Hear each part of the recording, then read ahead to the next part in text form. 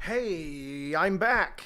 It's time to read more Unearthed Arcana. It's time. It's here. Um, Thanks for joining again, everybody. This is kind of a weird, wacky, impromptu streaming. I don't have anything prepared at all. We're just sitting here and reading stuff. So, what's going on, guys? Yeah, gaming hours, dude. Okay, speaking of gaming. Every time I upload a video on YouTube, ever since I've been doing this, which is almost 7 years now, which is crazy, the YouTube categories are so terrible. Like, I always think I should put it in gaming, right? But then it wants a video game. So Twitch is cool because Twitch will actually put, like, you can put TTRPGs or you can put D&D. But on YouTube, it's like D&D the video game, World of Warcraft, and if you don't pick one, it just automatically picks one. And it's really dumb. And so I've always been like, well, I'll put it into the entertainment category. I'll just put my videos in that. And then, like, I don't know, I think, like, my views dropped a little bit, like, when I was doing that. So I was like, okay, I guess I'll go back to gaming, and all my videos will be, like, weirdly in the in the gaming category. I don't know. So, anyways, just put Baldur's Gate. Oh, there you go. I'll do that. Yeah. I'll do that. I'll do that after the stream. I'll just put Baldur's Gate. That's perfect. This is continued because we did more yesterday. Yesterday we read the fifth one, and well, Unearthed Arcana number 5, which came out a few weeks ago, and today we're going to look at 6, which is the newest one, which I was going to read yesterday, but we did not have time because there was so much to read. So I've got it down to a system now. Hopefully I'm going to just speed through this. So I've heard that this UA is crazy. That's what a lot of you guys are saying. So we will see how that goes down. So yeah. They just dropped some... WotC just dropped some fire out of nowhere. Don't speed through it. Okay, I won't speed through it, but, like, if I don't, it's going to take, like, 5 hours to get through this, and I don't want to take that long. Okay, so a lot of people last time were wondering where to get this. You can get this. Sorry, I gotta switch the thing. Okay, so if you're curious, you're like, what is this? What are we reading? What are we doing? Wizards of the Coast is writing new books for 5th edition, kind of. It's supposed to be backwards compatible. I'm not really sure. I need to do my own research on that because they've said a lot of different things. As far as I'm aware, it's supposed to be backwards compatible with 5th edition, and they're updates to the rules, and they are playtesting them in these PDFs called Unearthed Arcana, and they're basically giving them to everybody saying, hey, what do you think about this? Do you hate it? Do you like it? What about that? And then there's a feedback survey, and you can take that and give them your feedback, which is great, and everybody should do. If you care about this game and care about the future of it, you should participate in the feedback surveys. Which is why I wanted to make this. So I made a video about 1D&D a few months ago, and it was a crazy long video, and it was great. I liked it, but it was a lot of work to make, and I don't want to make a video every single time just for this. So instead, we'll do these live streams. We'll go through it and hopefully motivate everybody to check this out or get an idea of what the Unearthed Arcana is and stuff like that. And also there's a video. Like, they do their own video too. Jeremy Crawford and I think Todd Kenrick sit down and talk about stuff, which is pretty cool. They kind of go over it in like very quickly in like 8 minutes. And if you're, one of those people, you could just like, put that playback speed on like 2 or something. So pretty cool. But anyways, we're just going to look at the PDF. That's what we're going to do is check out the PDF. How comes yesterday's live stream isn't available on the channel? It should be. It definitely should be. Let's see. It should be in the... Yeah, it's in the live one. So YouTube did this thing where they changed everything from home, videos, shorts, and then live. So if you go in the live category, it's here. Yeah, it's kind of confusing. Anyways, thanks, Bitter Mixin, for the 3. I really like the new Rogue. Great. Honestly, I feel like Rogue is fine. I don't think Rogue really need to be fixed, but I'd love to see what they did with it. Because I know they did some Rogue stuff in the old one, so if they've done new stuff, then that's gonna be cool to hear. Yeah, yeah. I saw somebody in the comments of the live stream last time say they should make it five like like 5e redux or redone, so that the old version is 5e and the new version is fiver. I was like, that's okay. Yeah. Okay, cool. You have an active hatred towards Rogue as a class. Rogue's probably one of my favorite classes to play. I love Rogue. Okay. It's Warlock, Fighter, Rogue. I think those are my top 3. Definitely. But we'll see. This Unearthed Arcana, these new rules might change that. So 5e Rising Revengeance. That's it. 5e HD Remix. There we go. The 5e HD Remaster. Yeah, rogues are great. I love rogues a lot. They're very cool. 5.5. I don't like 5.5. I stand by it. I will not be convinced. I refuse to be convinced by 5.5. I hate it. 5e Electric Boogaloo. I'll take Electric Boogaloo over 5.5. 5.1e HD Remix DX Reloaded. Final Fantasy 5.5 edition. Those are pretty good. 5e 2024. No, do not call it that. That's worse than 5.5. Okay, we're going to get into this. The new monk changes. I have not seen the new monk changes, Swaggy. Thanks for the $2. We are going to look through it right now. Here we go. We're going to get into this. It's 77 pages. We know how to read through this kind of stuff. So, oh my god, they're just right out the gate. They're just like Bard. Here's Bard. Invoking magic through music, dance, and verse. Bards, I like that they include dance. I love that. That's great. Bards are an expert at inspiring others, soothing hurts, disheartening foes, and creating illusions. Okay. Cal, thanks for the $9.99. Jacob Live. I haven't read the Unearthed Arcana, but I'm looking forward to your thoughts. Thanks, Cal. Appreciate it. Thank you, buddy. I haven't seen you in a minute. All right. Bards believe that the creators... all bards believe... Oh, boy. Bards believe that the creators of the multiverse spoke and signed it into existence, and that remnants of those words of creation still resound and glimmer on every plane of existence. The magic of bards is an attempt to harness those words, which transcend any language, and direct them to create new wonders. That's some cool lore. That's neat.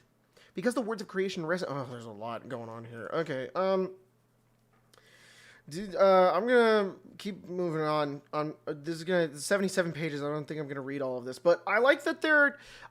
Okay, I'm not gonna read all of them. I do want to read the Bard one because the identity of a Bard is something I've always questioned and disliked. So I just want to see what they're writing it in as. Because the words of creation resonate through the cosmos, different bards choose different approaches to their magic. Some bards practice their arts in temples or monasteries, drawing on the power of the outer planes to channel divine magic. Others listen to bird song and the music of the wind, associate with druid circles, and wield primal magic. Still others immerse themselves in the study of magical lore, collecting scraps of mystic knowledge wherever their journeys take them, and they master through the secrets of arcane magic.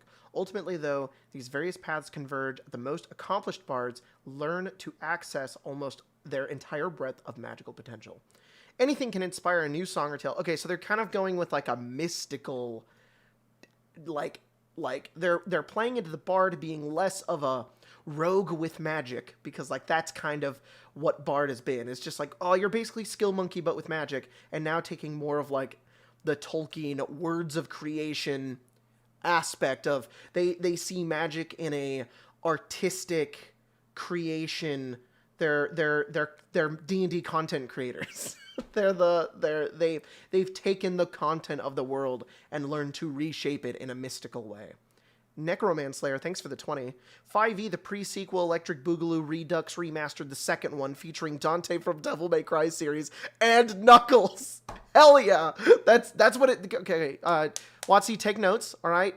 Crawford, Perkins, whoever the fuck is naming this thing, all right, you take notes, all right? Can we be Dante from Devil May Cry featuring Knuckles? Because with that push ability from Unearthed Arcana 5, it really feels like it, so I think that'd be hype.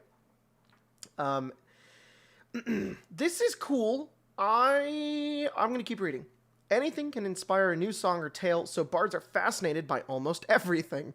They have a wide-ranging knowledge of many subjects and develop an aptitude to do almost anything well. Okay, this is interesting. Bards become masters of many things, including performing music, working magic, and making jests. Everything. They're masters of everything. Everything including music, magic, stand-up comedy. They they have podcasts. they encompass the words of the universe. They stand on soapboxes and yell. Talos! They take in everything from their journeys and then tell everybody else about it. Not every singer or poet in a tavern or jester in a royal court is a bard. Come on. I want a bard that just does stand-up. Thanks, Stormer, for the 2. Yeah, for real. Not every singer or poet in a tavern or jester a royal... Okay. Harnessing the words of creation. Harnessing the words of creation requires hard work and some measure of natural talent that most troubadours and jongleurs lack, okay? Not everybody can just get up on stage and harness the words of creation, all right? You gotta be built different, okay? A bard's life is spent wandering across the land, gathering lore, telling stories, and living on the gratitude of audiences, much like any other entertainer, but bards' depth of knowledge and mastery of magic sets them apart. Okay, so... yeah, a stand-up bard would be really funny. That should totally be a thing. Yeah, jongleur...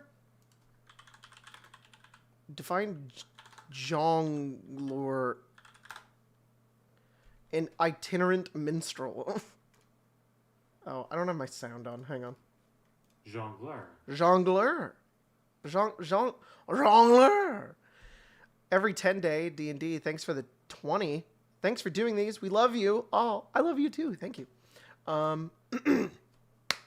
Okay, so redefining bard a little bit, which I think is good. I think that it was a bit strange and misconstrued, and people took the bard and went, hee, they're the guitar-playing horny. Indiana Wright, thanks for the 10. Not everyone can cook words, but everyone can cook food. Not everyone can cook, but everybody can cook. Remy the Ratatouille. I think it'd be cool if bards were like cooks. That's what this entire thing is saying. It's saying, if you're a bard... What the fuck did I do with my mouse? If you're a bard, let them cook. That's what it's saying. Hello? Okay, there we go. So they're redefining bard a little bit, where they're basically saying, instead of being like, oh, you're a rogue that can cast magic and you're kind of a silly little guy who can do everything, you're now like, you are a master of mystical arts. You have the words of creation. And, there are some people who are performers, and they do things, and they jest around, but you are cut above the rest. You can cook. That's what this feels like. So, it's time to cook. That's how this feels. Which, fine. That's okay. I'm not a big fan of that, but, I think I have been slightly convinced that this can be a definition of bard. I think the weird part to me is the part where it's like, all bards believe this. Bards are fascinated by everything, which is like, let me define the character. You can give me some flavor. Let me define the character. I don't need you to tell me what I like and do. So, yeah. Exiled Ranger, thanks for the 10. Hey man, big fan. Here's to hoping for a decent final production of 6th edition. Yeah. By the way, you hyped as I am for that Baldur's Gate 3 is coming out a month early. Can't remember the last time that happened in gaming. I talked about it last stream. I'm beyond excited for Baldur's Gate 3. I am so ready to be absolutely feral for Baldur's Gate 3. I'm going to be on the ground on all fours when that game comes out being like, I'm so freaking excited for Baldur's Gate 3. Yeah. I've been prepared. I've been ready. Stormer, thanks for the 5. This works well for Planescape since the portals to the planes and the planes themselves are tied to notes in D&D. Planeshift makes use of this. That's cool. I don't know much about Planescape or Planeshift, but neat. That's cool. I think that them making Bard a little deeper is neat. Okay, so design note, Bard updates. Here are the main updates in this class since its last playtest version. A Bardic Inspiration has returned to its 2014 form with the following changes. dude, no. I really liked the new one. Oh, well. A bardic inspiration die is used in response to okay.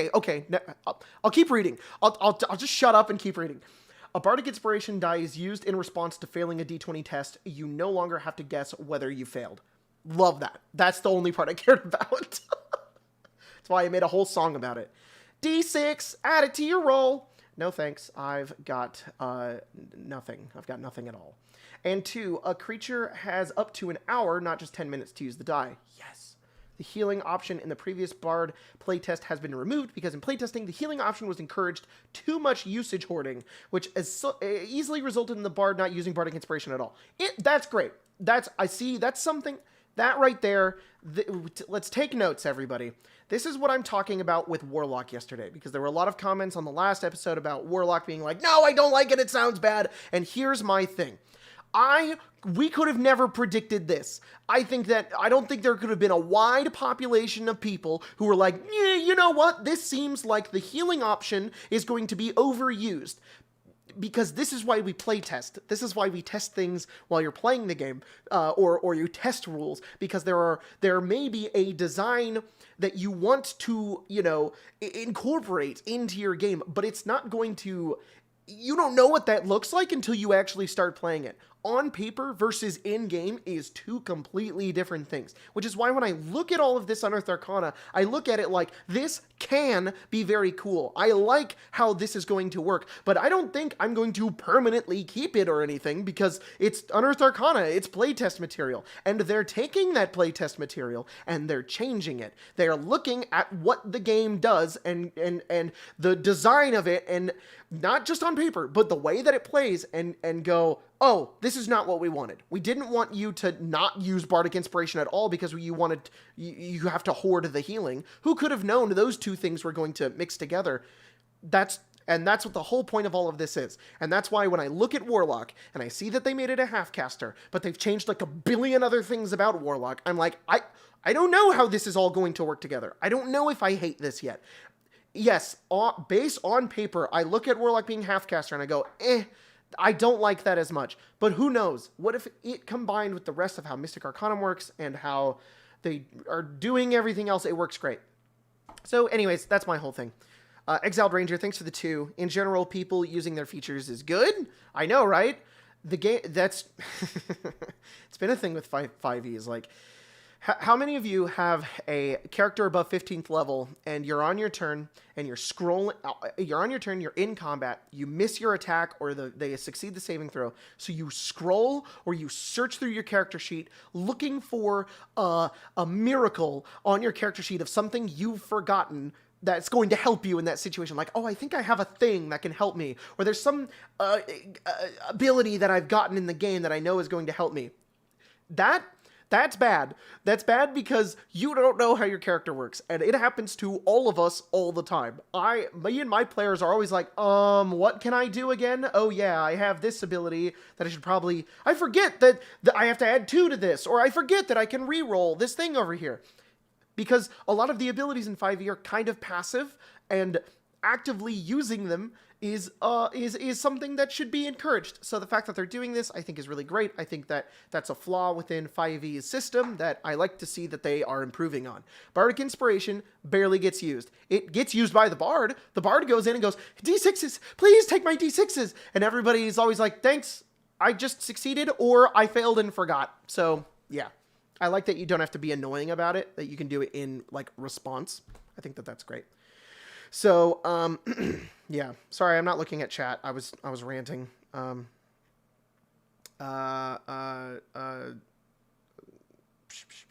Anyways, yeah. Will I know how to play? Will you do new how to plays? Oh, will I do new how to plays on them? I don't know. Everybody always asks if I'm gonna do new how to plays. I'd like to. I think, guys, I gotta be honest. Hang on, we gotta get in real close here, guys. I gotta be honest. I think they're a little cringe. I don't think they're cringe. I think they're funny and hilarious, but I think that type of humor, that like long form sketch of going over a class and stuff got kind of old, and I think it'd be smarter for me to make shorter videos. But I don't know. I just don't think that style of video will work as well as it used to. I don't know. We'll see. Maybe I can find like a new way to spin it or something. I love cringe, but they're good cringe. I know they're good cringe. There's a difference between good cringe and bad cringe. They're stupid on purpose. That's the point. But like, if the stupid on purpose is like not funny anymore, that's different. So, we are cringe. I know we're all cringe, but I can't. All right, fine. I'll just make him cringe. I'll just do it. Just do what the present Jacob wants to do, man. All right. Thank you. That's what I will continue to keep doing. All right. Let's get into this. I'm not going to read this table. We're just going to look. So, there's more stuff. Spellcasting has 2 noteworthy changes. Number 1, each bard gets to choose whether to use Arcane Divine or Primal spell lists. Whoa, that's cool. Stormer, thanks for the 5. It doesn't happen to me because I have a modus operandi. Write what you can write what you can do down, folks. Wizard main. Also, your rogue video is my fave. Oh, thanks, appreciate it. I have become the cringe, Yuri. You don't know how much cringe. I was born into it, molded by it. This is great. The Arcane Divine and Primal spell lists is super cool, giving a lot of versatility to the bard. I think just encompassing that identity is neat, and also you get totally different flavors of bards now, differentiating them from being the just like the wizard or the sorcerer. Just being a different kind of spellcaster, I think, is really cool. Pedro, thanks for the 10. You said you don't like the new definition of bard. What is your definition of bard? I like the bard sort of being like the not the leader, but sort of like the envoy, the heart of the party, the one that brings the group together. What I sort of look at is like like if you don't have a bard in your party, I think the party feels like less inspired, less determined, less wanting to continue the fight. It's how I also like to define charisma. Charisma being sort of like a force of will, force of personality, force of yourself and soul, rather than it being like, hey, you're like, you're Riz, you know? I think it does definitely encompass that, but I don't think that that's the umbrella. I think that's underneath the umbrella of what it defines like your force of you. Indomitable human spirit. That's like how I look at charisma and like constitution as well at the same time. Maxwell, thanks for the $9.99. He didn't see the base until he was a man. What?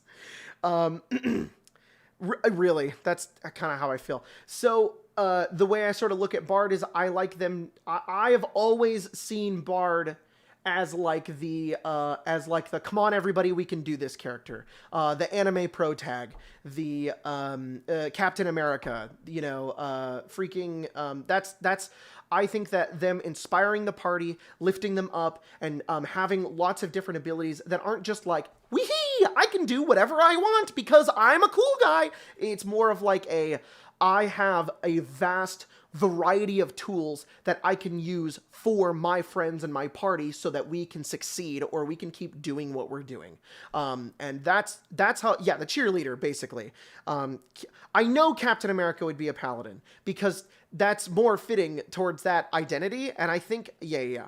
I know that a lot of people sort of are like, that's sort of like what paladin is, which like, yeah, I get it. I know it's very likely what paladin is and stuff, but paladin's abilities are so like passive, and they get to do big hits, and they get to heal, and they get to have all these holy spells, and they get to do like a bajillion things. I don't know. I've always liked paladin being sort of like sworn to themselves. Like it's more of like an inward thing of like, I can do this. I can fulfill my oath and whatever that oath sort of encompasses. But I don't know. I think that this definition of Bard is definitely on the right track and more accurate. I think my definition of Bard came from a misunderstanding of like what a bard was when I first started playing 5e. So yeah, I'm not right here. You asked. Indiana Wright, $2. The true meaning of bard is the friendship we made. Yeah, that's how I always saw it. I just thought that they had like inspiring abilities and they had a lot of support options, and I was like, this is the class that brings the party up. This is the class that supports everybody and makes them feel good and makes them do the thing better. Paladin, yeah. But Paladin is also extremely good on their own. I think Bard, whatever. So anyways, let's continue along. Jack of all trades is now returned to second level. Okay, I guess they wasn't at second level. Maybe it was at third or something. I don't know. Star-Lord's a good example too. Yeah, we even did the dance off. Yeah, that's a good example. Bard subclass levels. Oh, okay, sorry, I'm gonna go back to it. That is so the way that they are explaining bards now is basically like a Tom Bombadil or like a mystical creature with crazy powers, and nobody really knows how they get them because they use the words of creation. And the way I've always looked at bards is the end of Guardians of the Galaxy 1, when they do the dance off to save the universe. And then they all grab hands and they're like, we're the Guardians of the Galaxy, bitch. That's a bard. That's always, in my heart of hearts, that is like what I've always wanted bard to be. And instead they're the silly guys. So whatever. Anyways. Jack of all trades returned to second level. Bard subclass levels now match the level progression in the 2014 Bard, ensuring compatibility with subclasses already in print. Cool. Font of Inspiration has returned to 5th level, and it now also allows you to extend spell slots to use Bardic Inspiration if you're out of uses. Cool. That's super cool. Hang on. And it allows you to expend spell slots and use... So at 5th level, you can use spell slots for Bardic Inspiration? Oh my god. Please. Okay, I just looked at Counter Charm. I didn't even read it yet. This is the only thing I care about, is Counter Charm. Counter Charm returns. It has been improved, thank God. It's now 7th level, and can be used as a reaction!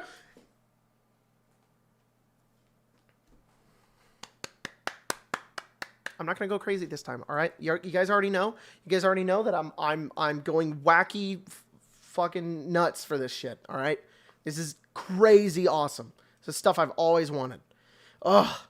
Magical Secrets has returned to 10th level and now affects your spell choice. Love that. Words of Creation now is 20th level ability. Cool. Words of Creation, man. That sounds so cool. Counter Charm was not already good, unless you're talking about Unearthed Arcana. So, anyways, let's get into this. So, spell casting. You can now change your prepared... I love that they're doing this to each class. Oh, never mind. They're doing it with just every level. Just kidding. I wish it was long rest prep casting for everybody. I think that would just be more fun in general, but whatever. Bro, wait till you get to the dance subclass. It's nuts. Hey, one shot questers. What's going on? How you doing? Thanks for joining for just a little minute. I see you. Anyways, yeah, we don't read in D&D. I'm really excited to read the dance subclass. I've heard a lot about it, and I'm very, very hyped to get to it. I really like that you can pick a different type of magic. You can choose Arcane, Divine, or Primal. That's super neat. I'm super excited. Duke, what do you like about the new Unearthed Arcana? I'd love to hear your thoughts and opinions. We do not read. I refuse. I am illiterate. Stream's over, guys. I forgot how to read.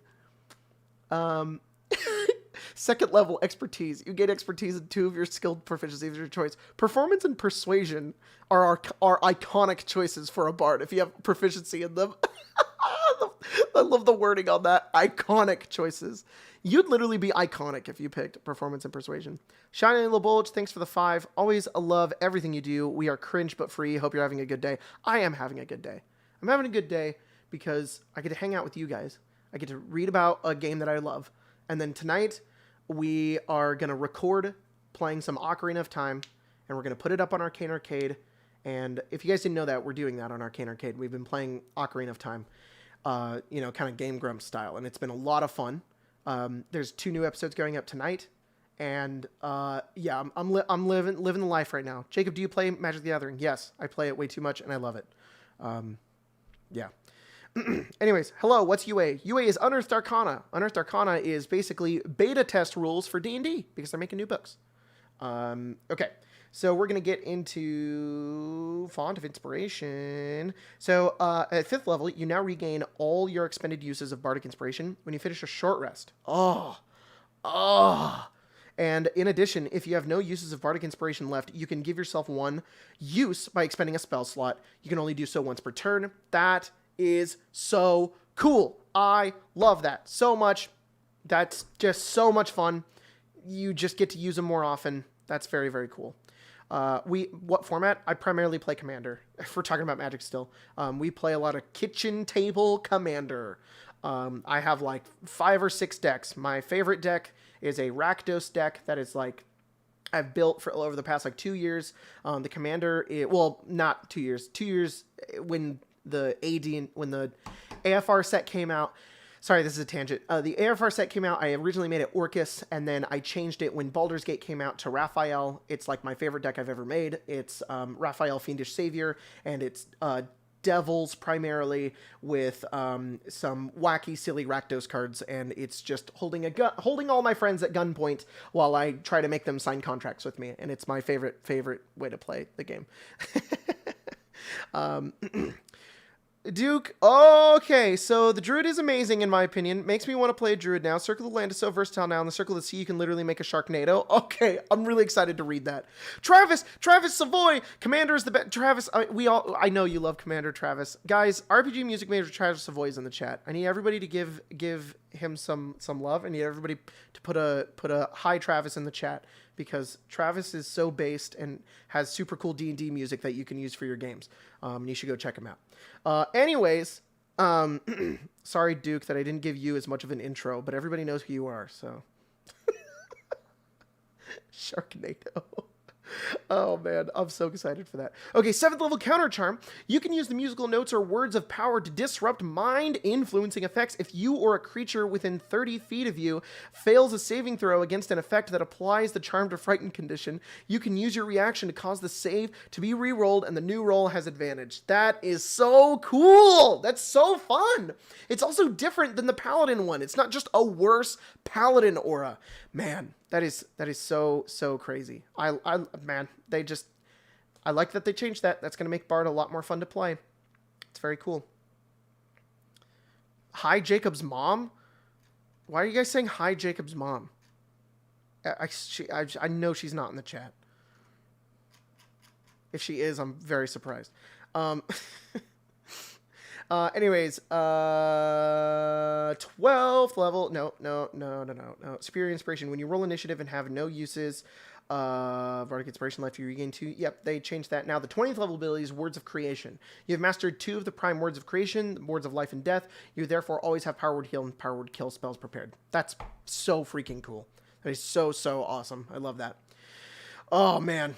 I love that. All right, College of Dance. I want to check this out. So this bards of the College of Dance know that the words of creation can't be contained within speech or even song. Read the 10th level feature, Magical Secrets. You have collected magical knowledge from your wide spectrum of disciplines. As a result, your bard spells now include the Arcane, Divine, and Primal spell. Oh, so you get all 3? So at 10th level, you get all 3. Whoa. You get all spells. Read the second half of Words of Creation. And when you cast either spell, you can target a second creature with the spell, provided the creature's within 10 feet of the first target. That's wacky. That is so freaking nutty. That is insane. Oh my god, that's crazy. Duke, also excited to binge watch your Zelda series. We'll be watching when I start my Ocarina of Time 100% run. Dude, let's go. Hell yeah, my guy. Brother from another mother. That's awesome, man. When can I fly you out here to be in one of our Zelda streams? That would be hype.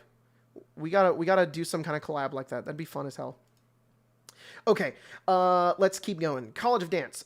So first of all, 10th level magical secrets, you get all three of the magics. That is so hype. I love that. And then this is 20th level. I've already talked about 20th level. I've already talked about 20th level should be insane to play at. You should feel like God. So yeah, this is perfect. Love that. Okay, College of Dance, Bard subclass specializes. Ooh, they are, okay.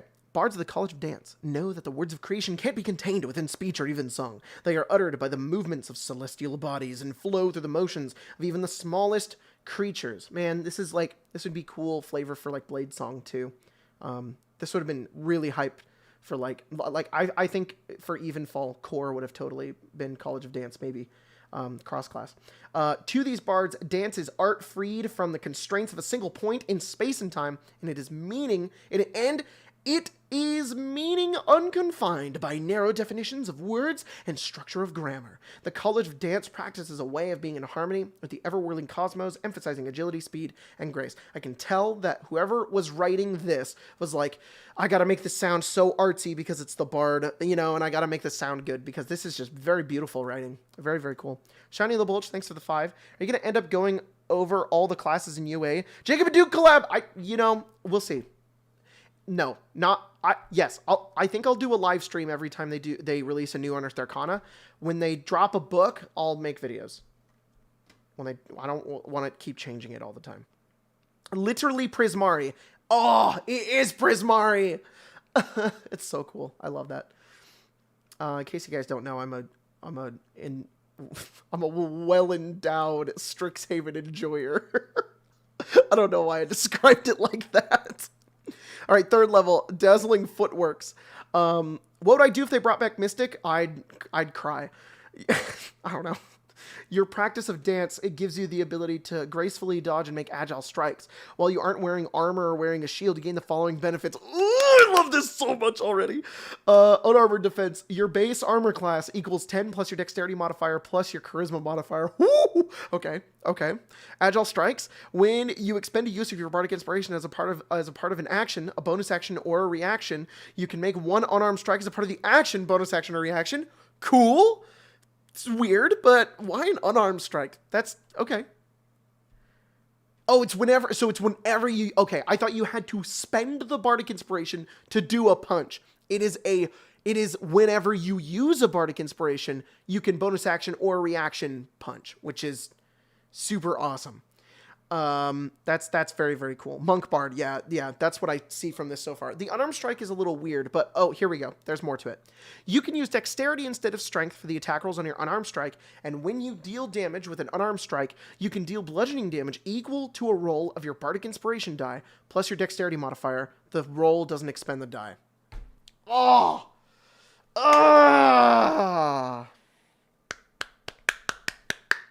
Okay.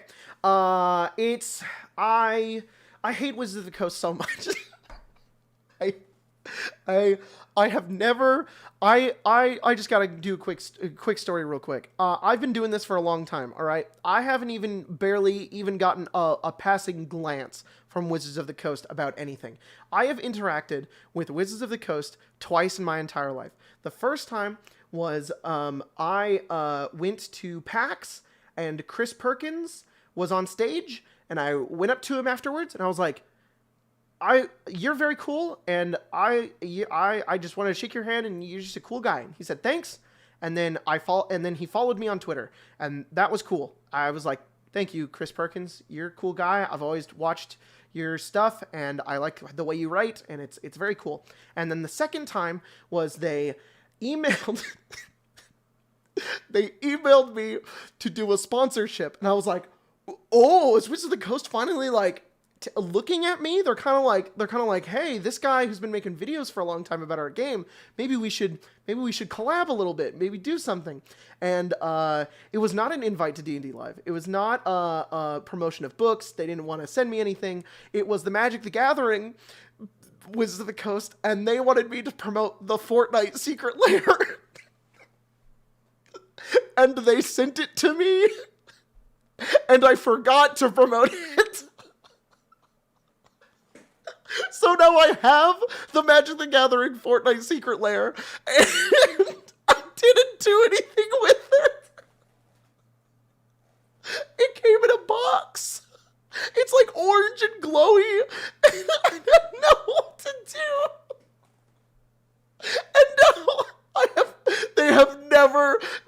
contact with me ever.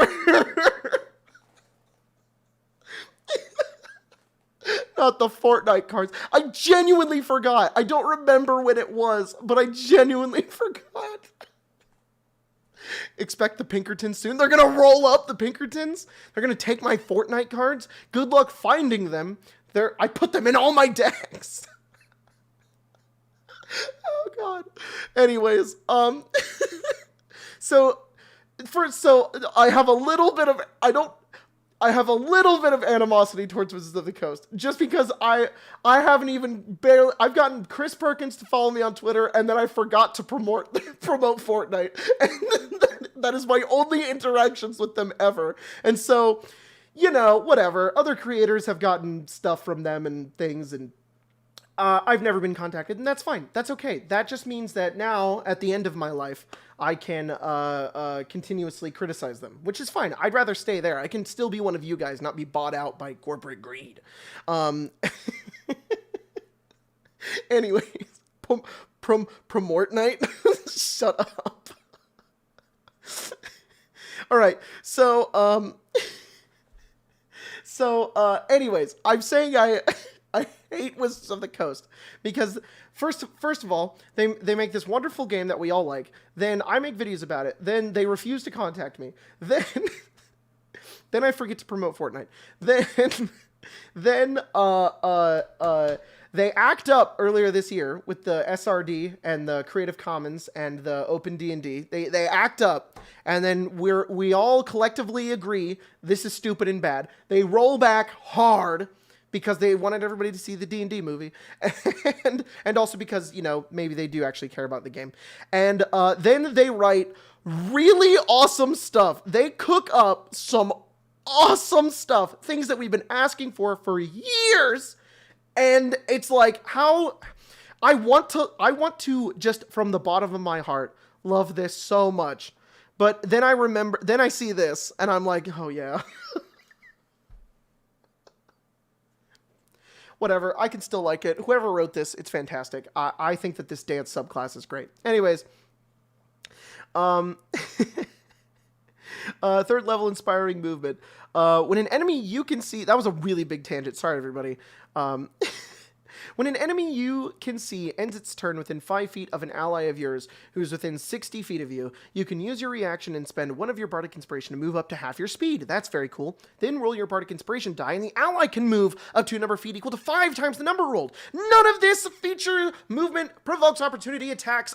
This is so good! This is so much fun, so much versatility now that you can have in combat, just with these 2 abilities. Wow, that's fun. Shiny Little Bullets, thanks for the 2. Sorcerers of the Wharf.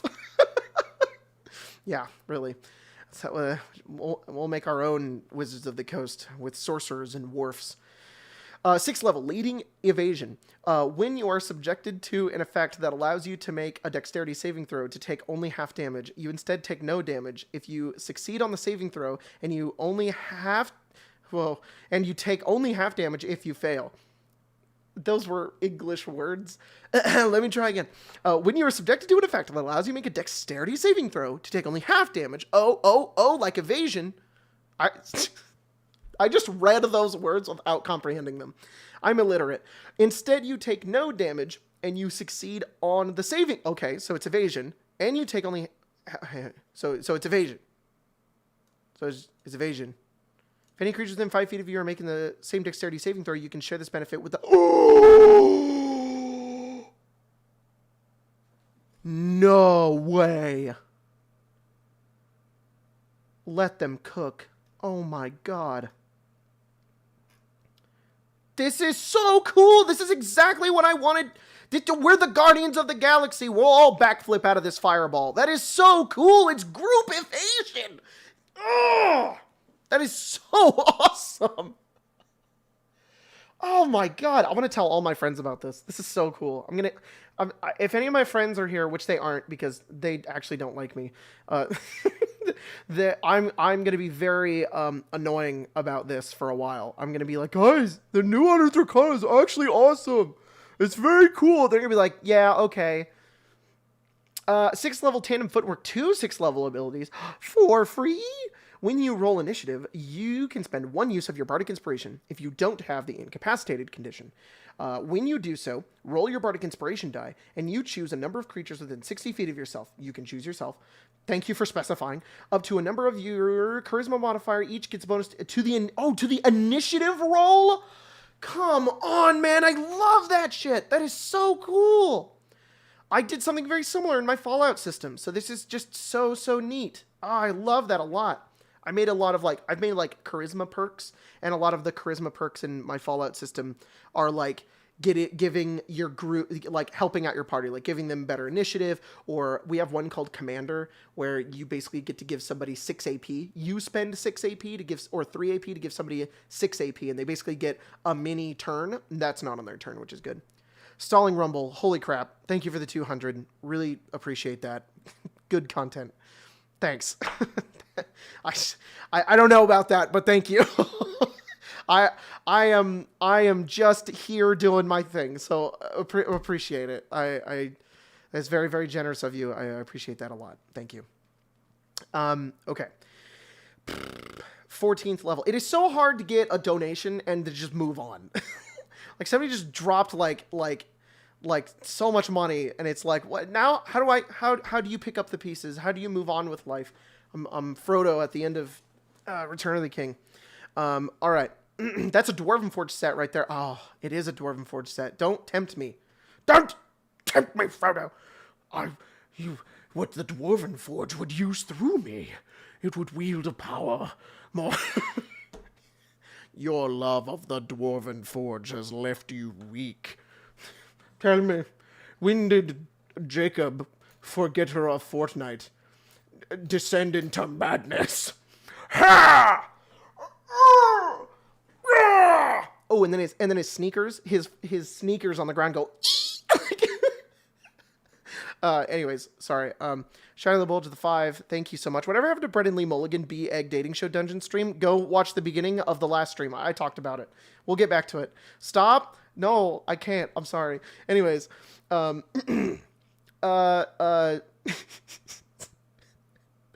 Steve Dorries, shut up. Irresistible Dance. Whoa. Hang on. 14th level, Irresistible Dance. You always have the Auto's Irresistible Dance spell prepared. You can cast it without expending a spell slot. Once you cast the spell in this way, you can't do so again until you finish a long rest. You can also restore your use of the feature by expending 4 uses of your Bardic Inspiration, no action required. That's so awesome. Am I the only person that thinks of this whenever I imagine Otto's Irresistible Dance? Because this every time I hear that spell, this is what plays. This is always what plays in my head. Every time. That's what's in my head. So that's so funny. That's such a funny ability. Just like, just have Otto's Irresistible Dance. That's hilarious. All right. College of Glamour. College of Glamour. I don't really know much about College of Glamour. I just know it's from Xanathar's Guide. I don't think I've ever had any of my players or anybody I know have played it. So we'll just run through it real fast. Well, you know what I'm going to do? I'm going to go to original College of Glamour and refresh myself. That's what we'll do. Jacob is Darunia confirmed. When that beat comes on, I'm like, what a hot beat! Yeah. That's me. Bard College. Oh God. You know what? I'm gonna do this. There we go. Eloquence? No. Glamour. College of Glamour is home to the bards who master their craft. Okay, this is the one where it's the Feywild one. You can spend to give yourself a wondrous appearance. Right. You can do a performance. Okay, cool. Okay.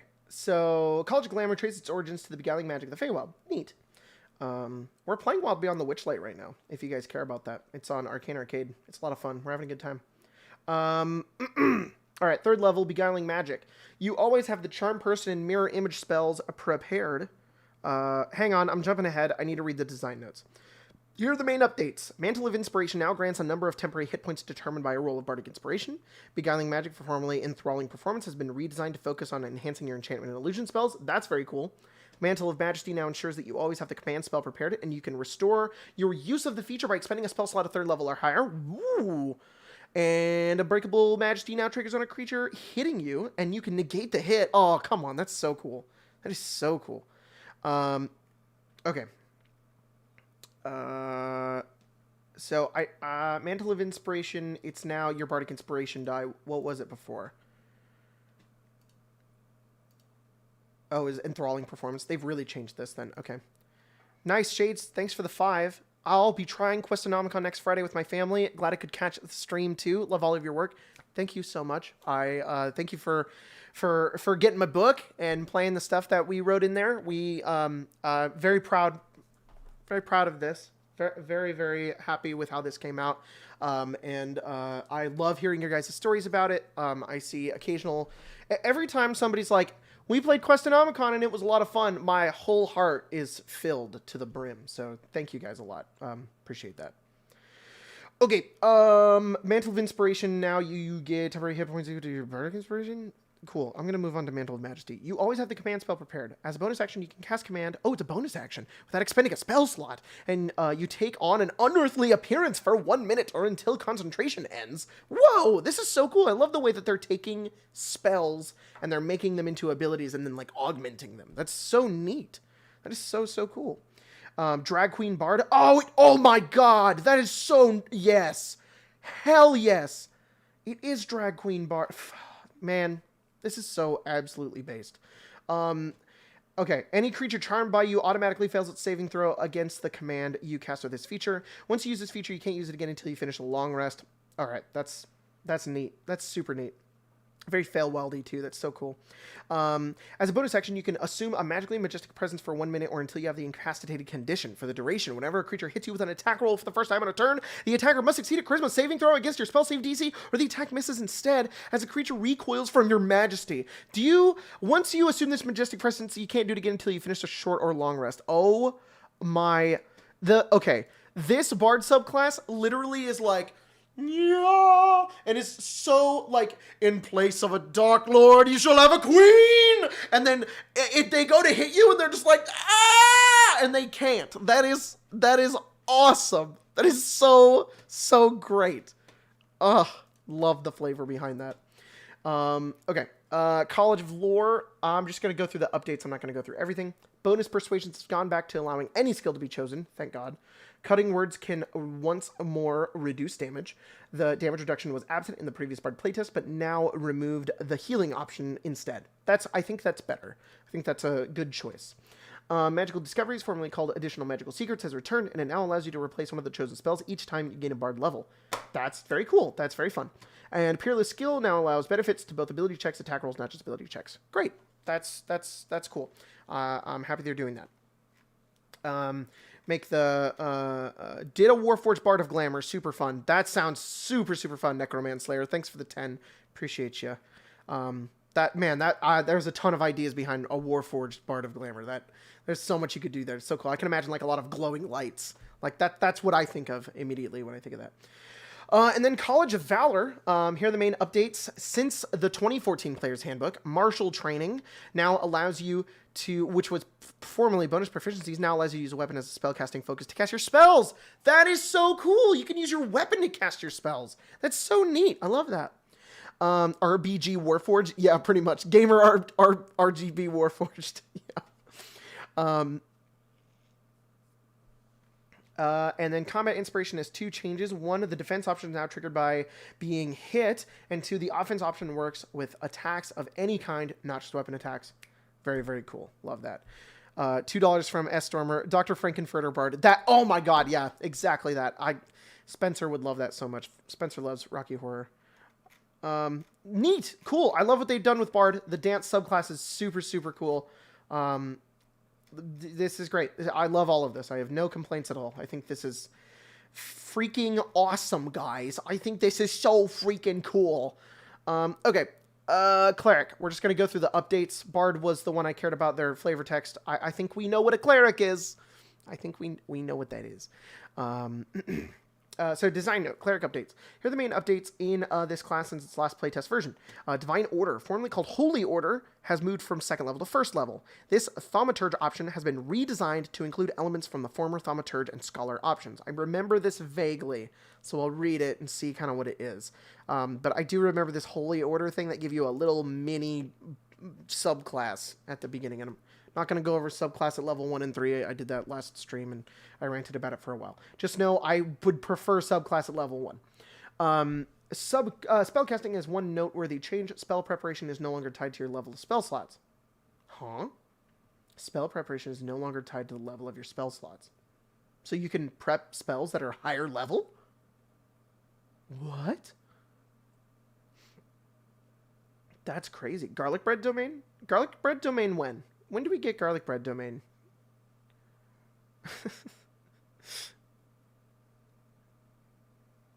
The Bard spell list is pain to me. It shouldn't be. It's literally everybody else's spell list. That's fun. Drew McRoy. Hey, Jacob, I'm at work right now. Hell yeah, dude. Watching a live stream during work. Stick it to the man. Channel Divinity has returned to 2nd level, and its number of uses now increase with your cleric level, and it isn't based on your proficiency bonus. In addition, you regain 1 use whenever you finish a short rest. The healing and damage of the Divine Spark is also changed, and Turn Undead now uses the incapacitated and frightened conditions. Meh. And finally, the multi-classing sidebar is a new rule for Channel Divinity. Okay. So you get your Channel Divinity on short rests. Cool. That's neat. You're right, Ender Dude. WotC is too scared to admit that the garlic bread domain is canon. It's exactly it. If they would just, get over their fear. It was set to, if you have 3 first level spell slots, you get 3 first level spells. They put it back to the old style. Oh, okay. That's fine. Okay, Cleric subclass levels now match the level progression to the 2014 Cleric. Okay.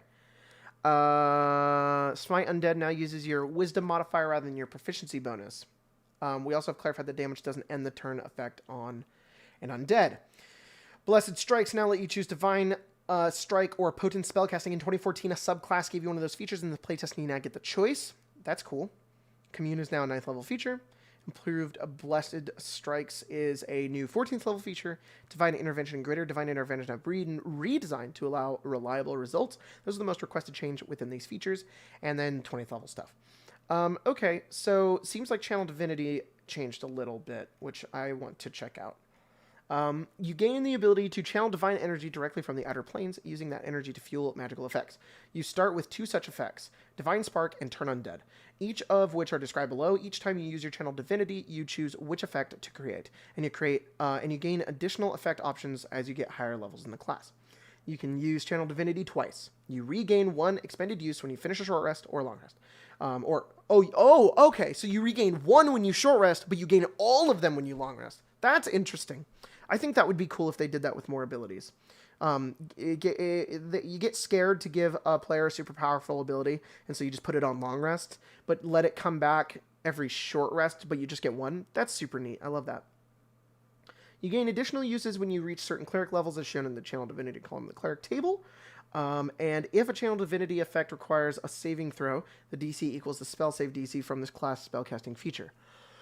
This is a lot of words. Okay, Divine Spark. As a magic action, which is a new action, you can take the magic action. You point your holy symbol at another creature you can see within 30 feet of yourself and focus divine energy at them. Roll 1d8 as your wisdom modifier, and you either restore hit points, or you force the creature make a con save, and then they take necrotic or radiant damage. And then it gets bigger as you level up. So it's a little heal or a little damage. I think that's really fun to have at like 2nd level. That's a cool, unique way to use Channel Divinity that isn't just Turn Undead. You now have this mini heal that isn't a spell, but it's still the magic action. So yeah, it's neat. It's neat. Turn Undead. As a magic action, you present your holy symbol and speak a prayer censuring undead creatures. Each undead within 30 feet of you must make a wisdom saving throw. If the creature fails its saving throw, it has the frightened and incapacitated conditions for 1 minute. The effect ends early on the creature. If it takes any damage, you have the incapacitated condition or you die. Okay, so you present your holy symbol. Each undead within 30 feet must make a wisdom save. They become frightened and incapacitated. That's wait, each undead? That's crazy. I think that's how it used to be, though. Let me check. I have never been a huge fan of turn undead because it just takes away the turns. But I think it does feel kind of good to just blast away undead. But hang on, I'll get into that in a second.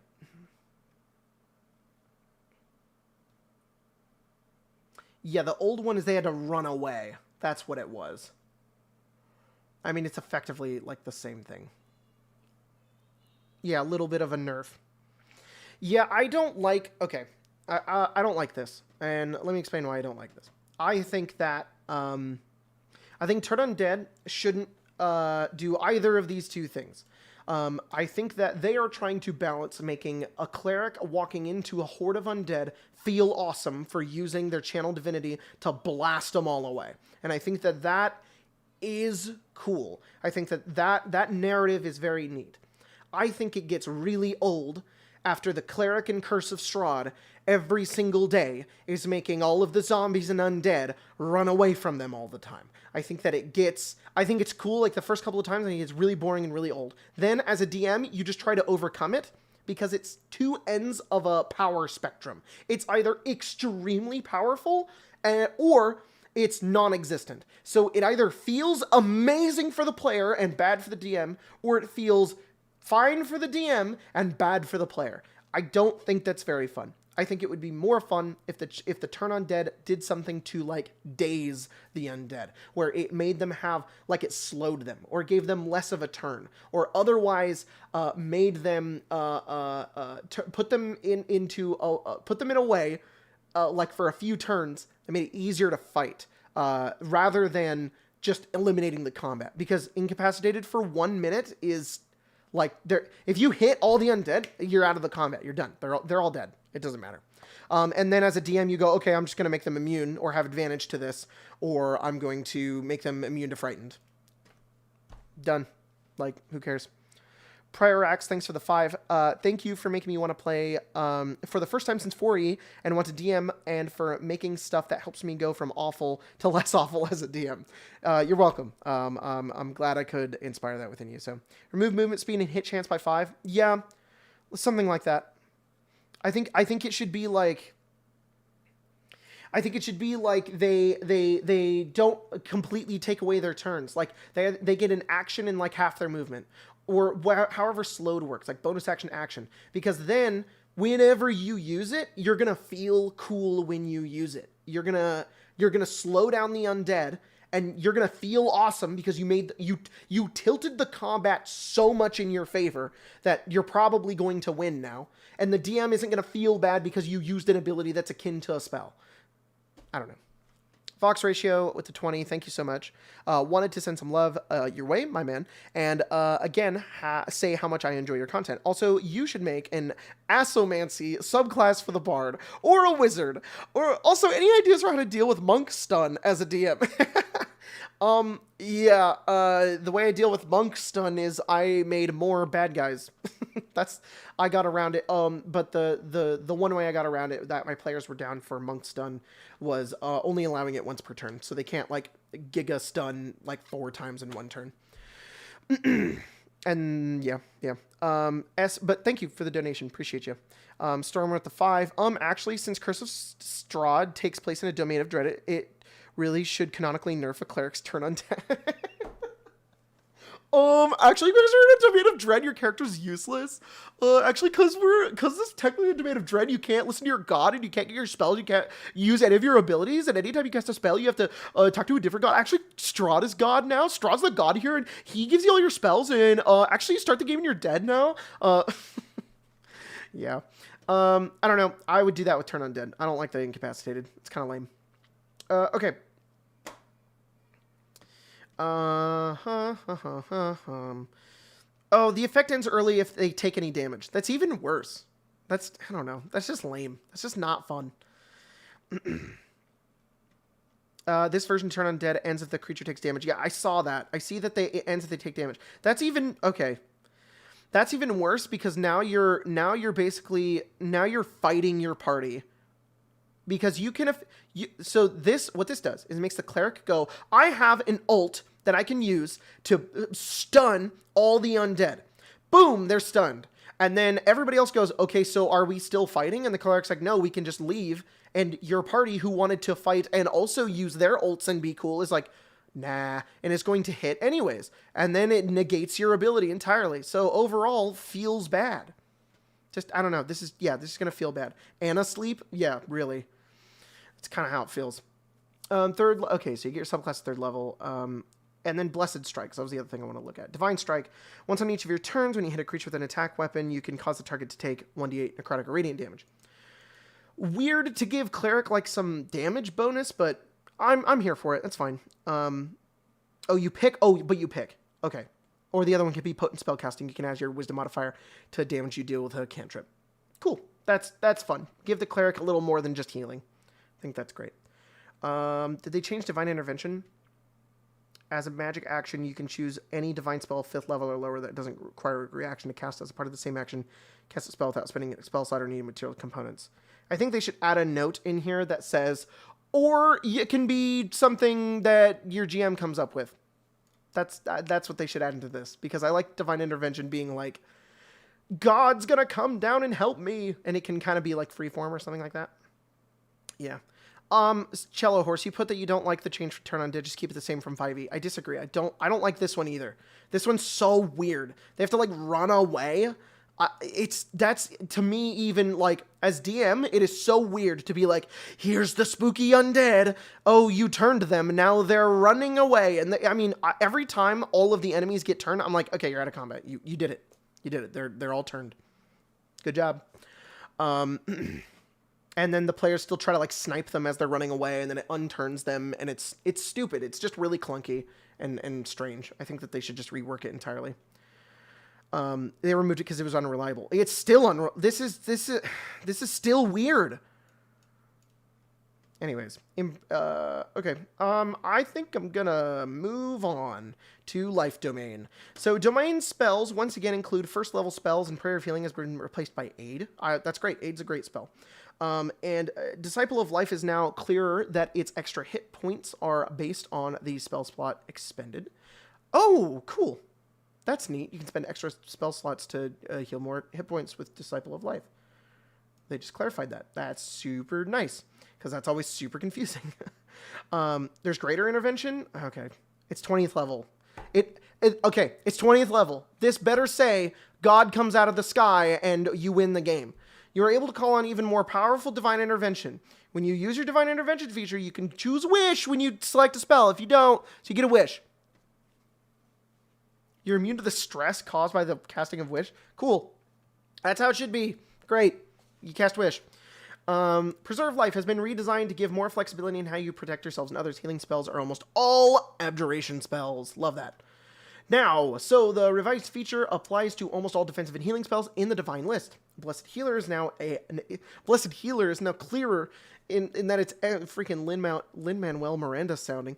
Blessed Healer is now clearer and its extra hit points are based on the spell slot expended. Yeah, Eliza. I'm sorry, everyone. Divine Strike has been replaced by Blessed Strikes in the base class, and Supreme Healing now applies to Channel Divinity as well as to spells. Maxwell, thanks for the 5. What if they were more like blinded by the light of your deity? That would be cool. Yeah, that'd be neat. Yeah, that would be super cool. I think that'd be cool for like Light Domain. You'd have to have each different thing like explain how they do it. Okay, Light Domain has been replaced by Divine Order in the base class. Bonus cantrip. Cool. You get more cantrips. As a Light Domain. Alright. Neat.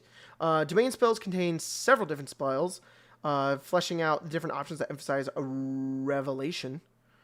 Whoa. Okay. That's cool. Yeah, there's Burning Hands, Fairy Fire, Moonbeam, See Invisibility. This is the only cleric subclass I've played. I've played Light Domain. It's pretty cool. Discombobulate the zombies, yeah. Warding flare is now improved. Now has improved flare rolled into it, allowing the cleric to use the feature on themselves and to their allies, which you can impose disadvantage, and you can do it a bunch of times. That's cool. Revealing light is a new 6th level feature. All right. As a bonus action, you can present your holy symbol and cast the invisibility without expending a spell slot. Oh, that's cool. When you cast it in this way, all your allies also get it. And it makes light. That's so cool. I like that they're taking abilities and they're rolling them into spells, and they're sort of like augmenting them. I think that that's super, super fun. Love that a lot. 17th level is Corona of Light. It causes yourself to emit an aura of sunlight that lasts for a minute or until you dismiss it. That's cool. And everybody has disadvantage on saving throws against the Radiance of the Dawn and against any spell that deals fire radiant damage. That's great. That's cool. Cleric's fine. I'm just getting through this going like cleric is neat. I sure do like cleric, and they sure are making the cleric-y more cleric, and they're giving cleric cool stuff. It's one of those things where I've never been like, oh, good, they're changing cleric. Like, cleric's fine. Anyways, yeah, holy flashbang. That's exactly what that is. Swords of Revealing Light. Dumb. Domain spells has an updated spell list for trickery domains. Now you're getting like Charm Person, Disguise Self, Invisibility, Pass Without a Trace, Hypnotic Pattern, Non-Detection, Confusion, Dimension Door. Dimension Door, that's cool. Blessing of the Trickster can target up to someone up to 30 feet away, and clerics can use it on themselves. Awesome. That's so great. I love that they're just augmenting spells. Invoke Duplicity no longer requires concentration. Oh, yes! Yes! That's actually something I really like. And it requires a bonus action rather than an action. In addition, you teleport when you first use it, not when you move the illusion later. You're the spy from TF2. You got the Dead Ringer. That is so great. Not the Dead Ringer. Well, that'd be cool if you could do the Dead Ringer. You just make yourself look dead. That'd be hilarious. Trickster's Magic is a new feature that replaces Cloak of Shadows, which was poorly rated, and domain spells now include Invisibility. Cool. Divine Strike has been replaced by Blessed Strikes in the same class, and Improved Duplicity was poorly rated and now has an entire new functionality. Improved Duplicity. The illusion in your Invoked Duplicity has grown more powerful. When you create it, you can teleport up to 120 feet away, and in addition, and you can move it up to 60 feet away, and in addition, whenever your allies make attack rolls against a creature within 5 feet of the illusion, the attack rolls have advantage. Finally, when the illusion ends on a creature of your choice within 5 feet, it regains the number of hit points equal to cleric level. That's so cool. Love that a lot. That's very, very neat. War Domain. Wow, they've got a lot more subclasses in this one. So we've got bonus proficiencies. Domain spells have been changed. Destructive Wave instead of Flame Strike. War Priest now lets you add the mastery property of a weapon. Yes! So cool. In addition, that was in the previous Unearthed Arcana. In addition, the bonus attack recharges on a short rest, not just a long rest, and doesn't have to be paired with the attack action anymore. Guided Strike now lets you benefit yourself or another creature, and it's triggered by missing. Okay. And War God's Blessing has been redesigned to allow the cleric to protect allies. The former functionality of this feature has been incorporated into Guided Strike. Cool. And Divine Strike has been replaced by Blessed Strikes in the base class. Avatar of Battle now provides resistance to all bludgeoning, piercing, and slashing damage, not just non-magical versions. Great. I'm sure it's very cool. I like that they can protect more allies, more party interactions, more abilities that let me interact with my fellow party members. I like that the Trickster ability does that. I like that they're doing that with the War Domain. Rip Lance. What about Lance cleric build? What about the Lance? Why do you guys keep crying about the damn Lance? What about the Lance did you guys love so much? Not for you, though. Shut up, Gabe. Oh, they lost their +10 to hit. Dang it. Oh, man. Oh. I love the +10 to hit. I loved when Grace would +10 hit all my Archdevils in Sunder and would just use that all the time and just hit every single thing that ever existed and could ever exist. Because, you know, why put armor class in the game when you just give everybody +10 to hit? Just remove armor class from the game. Oh no, the Lance builds. No, what will we do? No! I really don't understand. The +10 isn't in there still? It is still there. It's even better, actually. When you miss, you can use your reaction to add +10. That's cool as hell. The +10 Lance build. What are you guys... What are you guys talking about? You guys are whack. I am having a moment. Oh, they put yourself on it now. Yeah. It's cool. It's cool. Okay, we're gonna move on. We're gonna shut up about the stupid Lance build. I want to get to Druid. I'm just kidding. You guys don't need to shut up. I love you. Why are you all so confused? I've literally used a guided strike with Lance. Dual-wield lances. You guys... I literally have never heard of anybody using a lance ever in D&D, and now they're all coming out of the woodwork because they changed it. My 10 lances build. No! What will I do with my 10 lances? In 2 years when this book comes out, and I won't be playing that character anymore, and we'll probably keep using the same old system. +10 musket build? Yeah, perfect, Stormer. Thanks for the 5. Lance Druid. Okay, you guys are goofing. You guys are goofing off. You got to wrangle everybody back in here. All right, design note. Druid, you know what? I'm going to take a little sip. It's sip time.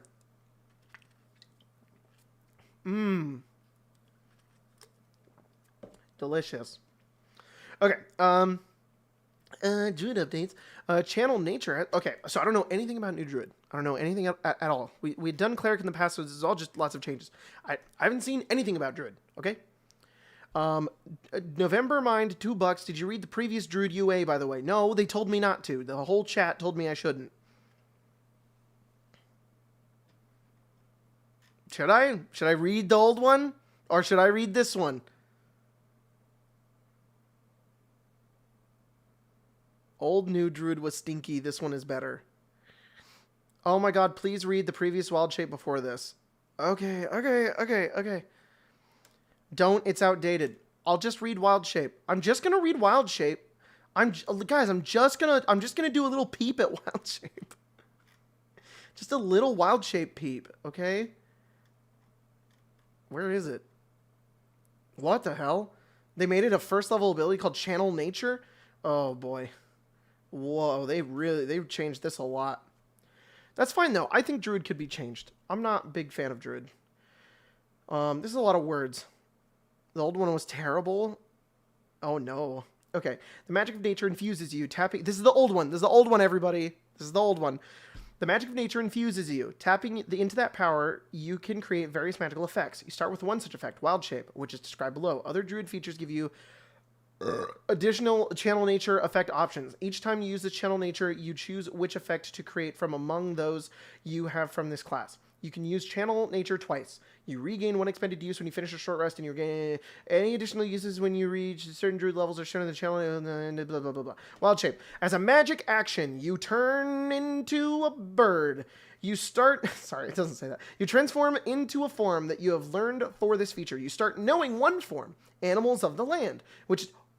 Wait. I might actually love this. Don't get your pitchforks, okay? Shybread, thanks for the 5, bro. Why are you such a cool, funny nerd? I'm not. What are you talking about? LaSouth03, $2. Lance Rune Knight, turn huge and juggle Tarask. You guys are dumb. What are you talking about? You're gonna juggle a Tarask? How many Tarasks are you finding in your D&D games? Lance Rune Knight. That sounds like a cool username. That can be the anti-runesmith, the Lance Rune Knight. Okay. I'm gonna read this wild magic. Okay, dumbness is my specialty. It's exact. Yes, 100%. Don't get your pitchforks ready. Don't, you don't need to do that. It's okay. Okay, so which is detailed in wild shape section later in the class's description. You stay in that form for a number of hours equal to half your druid level or until you use your wild shape again, have the incapacitated condition, or die. You also end wild shape early as a bonus action. While in a form, its game statistics replace yours, and your ability to handle objects is determined by the form's limbs, rather than your own. You retain your personality, memories, ability to speak, and wild shape. You lose access to all your other features, such as the ability to cast spells, but you can concentrate still. That's the same. When you transform, you choose whether your equipment falls to the ground in your space or merges into your new form. Equipment that merges into this form has no effect on the form. Design note. In the previous Sun Arcana, the Cleric's version Channel Divinity offered a number of uses. Proficiency bonus. The number is too generous for a multi-class character. It can only take one level in the Cleric. Okay, in the Druid and Paladin, we have therefore given the Channel Divinity Channel Nature a number of uses tied to the class rather than proficiency bonus. Cool. What about this is different? What about this is it honestly feels the exact same. It feels like you could do it longer, actually. Is the number of hours thing... Time to get the pitchforks. It doesn't seem any different.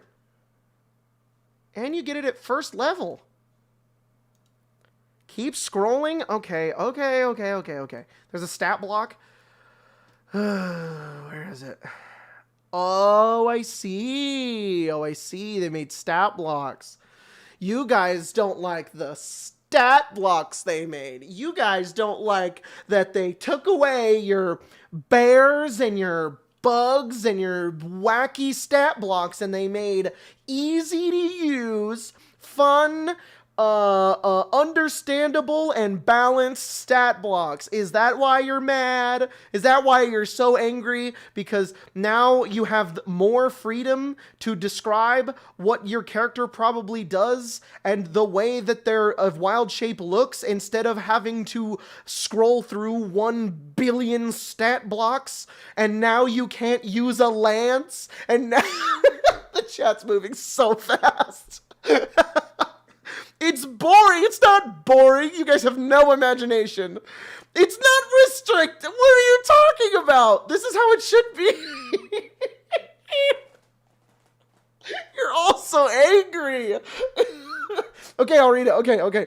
Shy Bread, thanks for the 5. 5 more notes, but static stat blocks are rad based. They are rad based because they made 3. There's not just one. Can't turn into a spider. Yes, you can. Animal of the land. You get a climb speed. Boom, you're a spider. It's your the game's about imagination, guys. It doesn't need to say spider on it for you to be a spider. You spider in your head, spider in the game, spider in real life. I'm Spider-Man.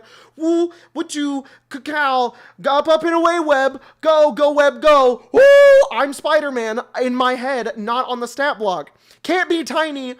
Can't be tiny. No tiny animals. That is kind of an L. There should be tiny animals. It's the HP. You continue to use your hit points and hit dice. Oh, the druid isn't a tank anymore. They can't just turn into 50 bears and create 500 snakes and tank all the damage. No! What will we do? My druid bear 50 flies, 50 snakes lance build. What? Moon Druid gets temp HP? I'm becoming a possum. You can't stop me. You can be a possum with this. Look, small, medium, or large terrestrial animal. And you can climb. You can bestial strike, and you can make it slashing damage. You can go, ah! You're a possum. Come on. This is more freedom. I agree, Pavi. Pavi wrote it in right there. I actually hated the 5e Druid because there are too many possible choices to account for a player's DM. Exactly. I hate DMing Druids because I always have to come up with a bajillion animals that they can turn into, or they're going to turn into some weird stat block that I've never read before that has some crazy ability that's good at fighting some monster that I didn't realize. It should be this way. I'm really sorry, guys. This is how it should be. Cayman Bond at $5, but what if it has invocations that get cool animal powers to add their forms? That would be great. I think that would be even cooler. They should totally do that. Ben Clark, thanks for the 2. It's a cool idea, but it just makes you weaker. Druid's already insanely strong. It can deal with being a little weaker. It was cool and creative. It wasn't cool and creative. It was very restrictive because a new player has to go through the player's handbook and or monster manual and search for the stat block they want to turn into, and the DM made them keep track of something. I like this more. When you use your wild shape to transform into a form you've learned for this feature, the section includes 3 forms: animal, of the sea, animal of the sky. As you assume a new form, you determine its Barrett. Thank you for the $5. Appreciate you. Selecting an example of an animal's form's description, an appropriate animal, or choosing a hybrid. This is so much more freedom. What are you talking about? The 87 ferrets. Thanks for the 5. I spat Coke all over my monitor over this. They did remedy a lot of this in the next one. Okay. I'm describing spells. So? You guys do not understand how much I dislike Druid. You really don't. Nah, you cannot whip out the paid WotC actor. I forgot to promote Fortnite. They haven't paid me shit.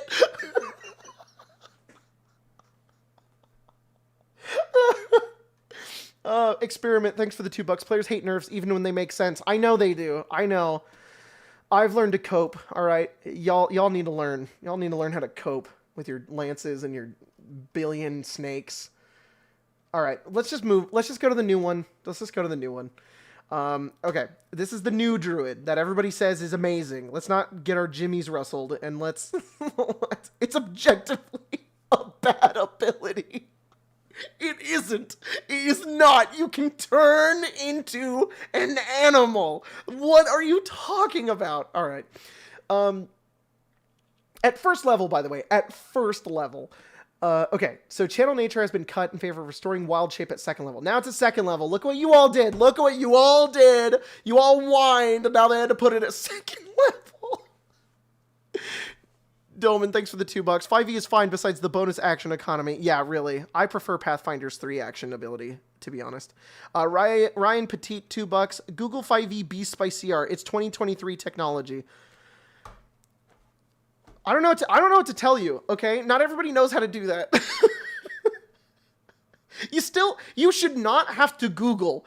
You should not be like, how do I turn into an animal? Oh, Google some stat blocks. That's goofy. That's dumb. If that was the update, you guys would be livid. All right, let's read new wild shape. What's the new wild shape? Let's just get into it. Let's just find it. The NSA. Thanks for the $1 NSA. Thanks for watching. I love America. I'm definitely not thinking about anything that would be against the American values. Happy July 4th. Eggs made edgy, $5. You could be a swarm of wasps or a half beast monster. It was so cool, but they just threw it out instead of fixing it. Are you kidding me? They just killed it? You're kidding me.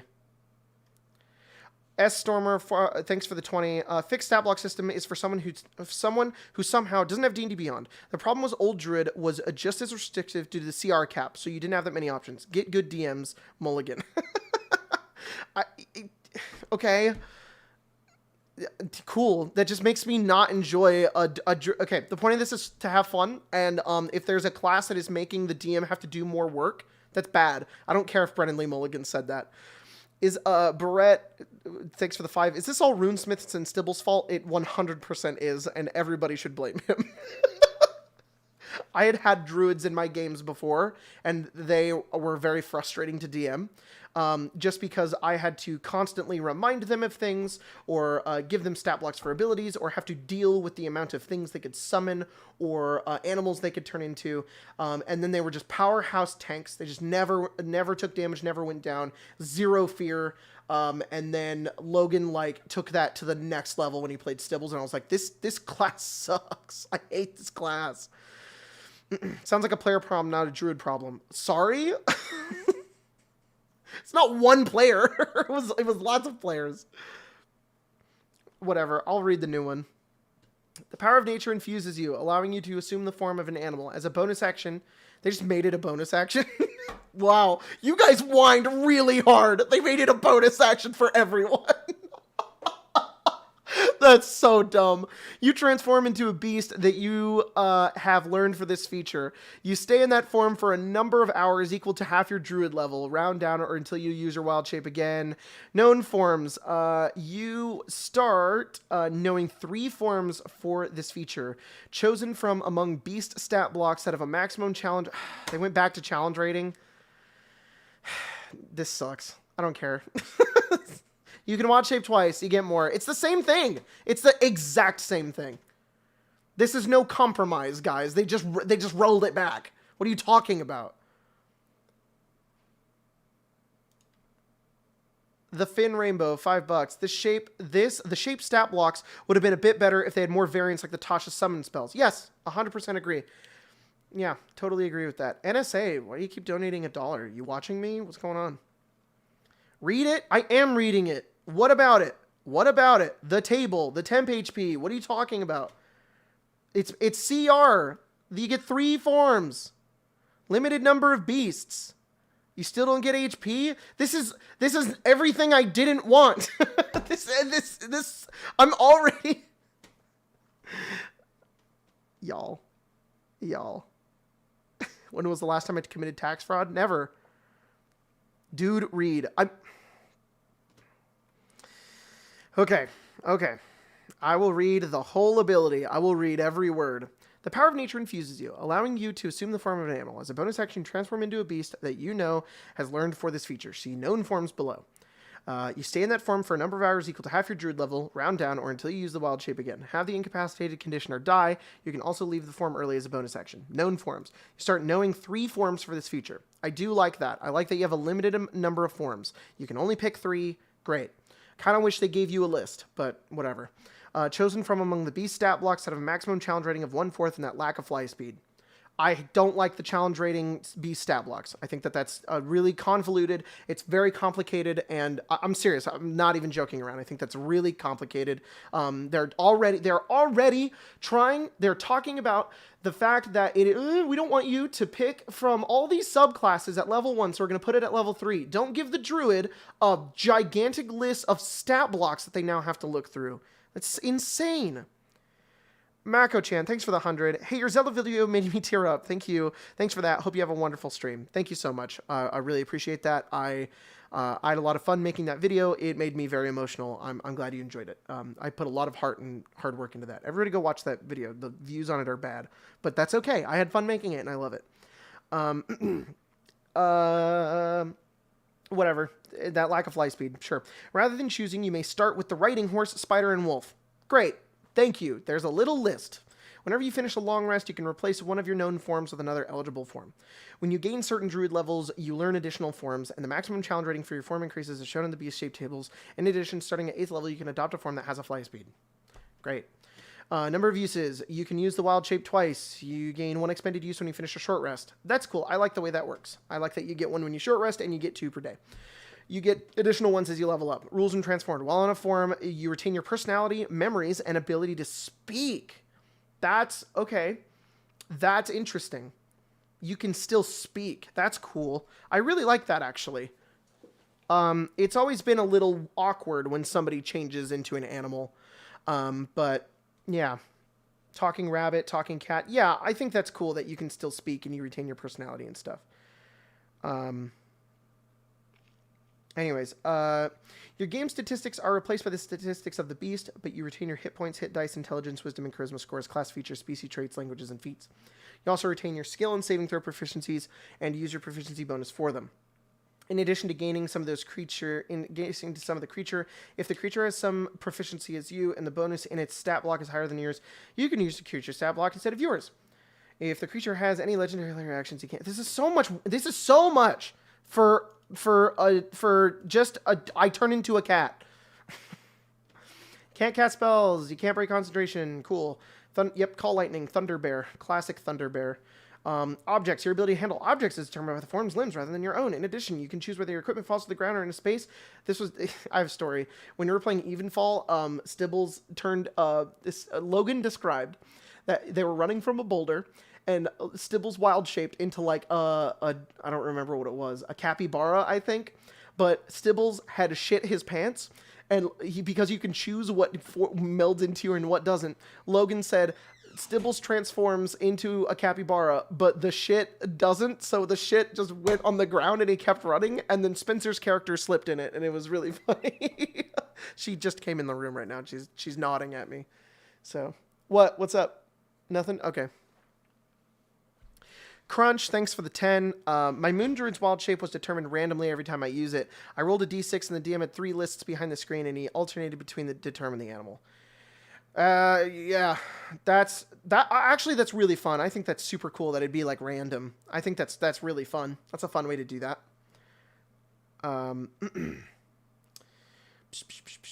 Third level Druid subclass. You gain a Druid subclass of your choice. Circle of land, circle of the moon, circle of the sea, circle of stars. Yep.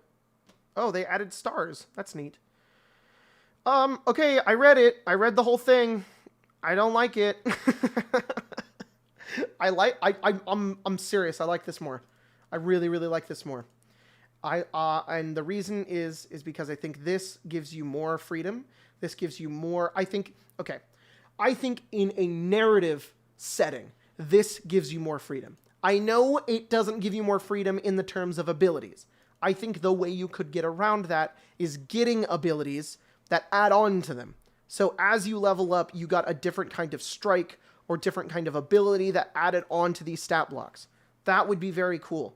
If they had a little bit of customization, that would get, that for me, that gets around scrolling through a billion stat blocks.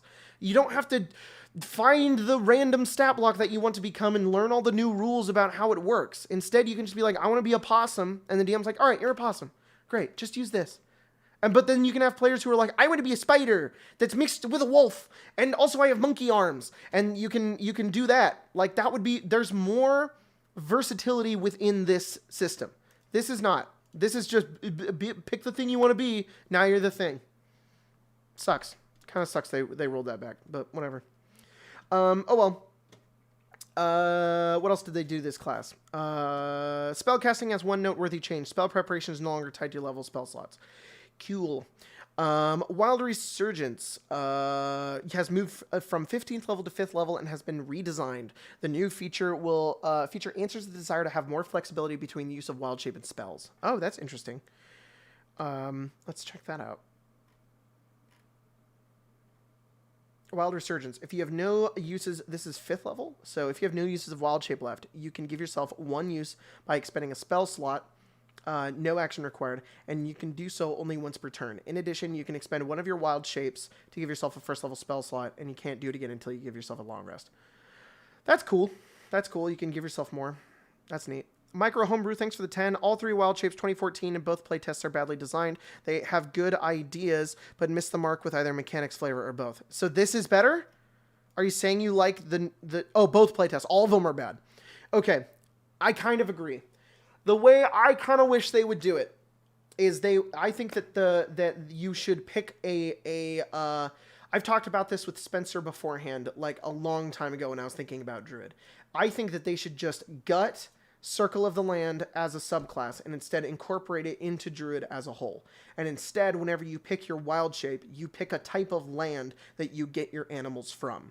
And then you get a small list of stat blocks that allow you to they're different. They're flavored to the type of land that you're from. So you can be an underwater druid, and all of your wild shapes are water, or you can be desert or forest or something like that. And you get different stat blocks as you level up, and you get to turn into those, so that you don't have to just see animals to turn into them. You get like a base set, and you're not scrolling through a billion stat blocks. You get like 3 or 4 or 5 or something like that. I think that would, under Dark Druid, that would be super cool, and then you could level them up at the same time or something like that. That's how I would do it. I like that the most. My problem with the old wild shape was that you lost all class features while in it, restricting neat ideas, like multi-classing a monk to get their speed. Sure, that's crazy, but sure. I think this is just an insanely complicated ability that a lot of people have opinions about because it's turning into an animal. And everybody wants to do it differently. I don't think we're ever going to all agree on this. Everybody wants to turn into an animal in a different way.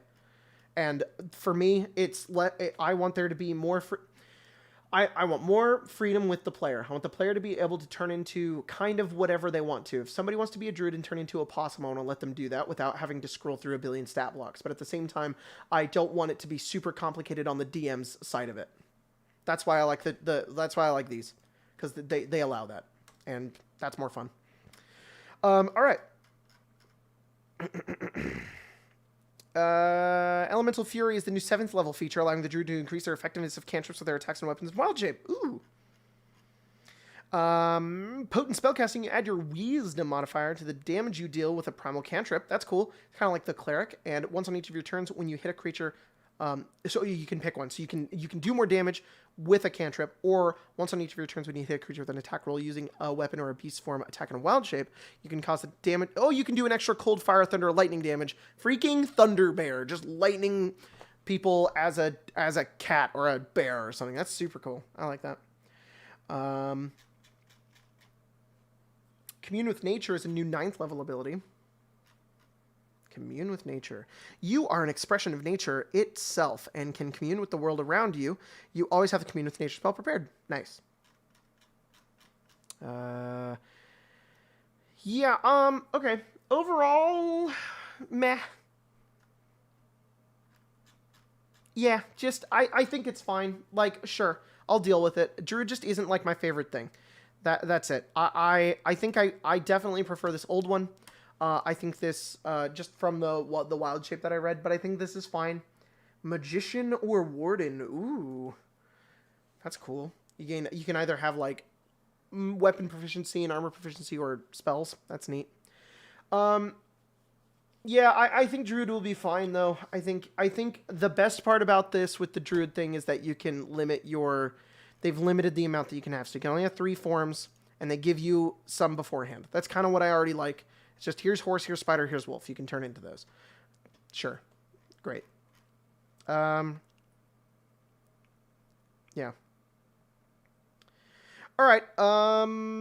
If I don't like Druid in general, they probably should focus on pleasing the people that do. Okay. So if a lot of people don't like Druid, you think they should just continue to not like Druid? I don't like Druid because I don't like the way it plays. If there's a way that they can fix that so that more people can like playing Druid, I think that would be a better design than just pleasing the people who already like it. Not that I'm saying they shouldn't please the people who already like it, but just in general, you know, it should be for everybody, not just for the Druid enjoyers. All right. Design note, circle of the land updates. You can pick a different land type each day. Wow, that's really cool. That's super awesome, actually. I love that. I thought this was super restrictive. Oh, and they've only got 4. Arid, polar, temperate, and tropical. Oh, that's awesome. I love that. That's super, super nice. Lands 8 is a new 3rd level feature which lets the Druid expand uses of wild shape to heal and harm in an area. Ooh. Natural Recovery is now 6th level, replacing the land stride enhances circle spells. Nature's Word has been redesigned to be more useful and to interact with circle spells. And Nature's Sanctuary has been redesigned to give the Druid another way to wild shape and to provide protection to the Druid and allies. It's cool. When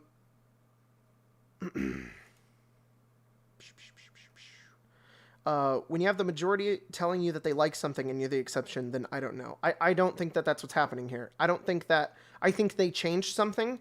Everybody didn't like that it changed, and they want the old one back because they nerfed it too hard.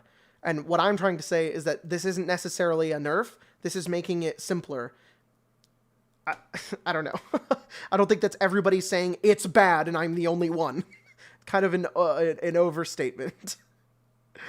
I've heard that, yeah, also being loud does not mean the majority. That's why voting on the things is important. I've heard so many different things about monks. We'll check it out because I feel like we're gonna differentiate on that, but we'll see. Land looks cool. I like that you can on a long rest change it so you're like adapting constantly to where you are. I think that's awesome. And there's only 4. I think that's great. I like that you can use your wild shape ability to do something else with it. It's sort of like they're turning wild shape into like a channel divinity, which is kind of weird. I worry that Druid's getting a little close to cleric.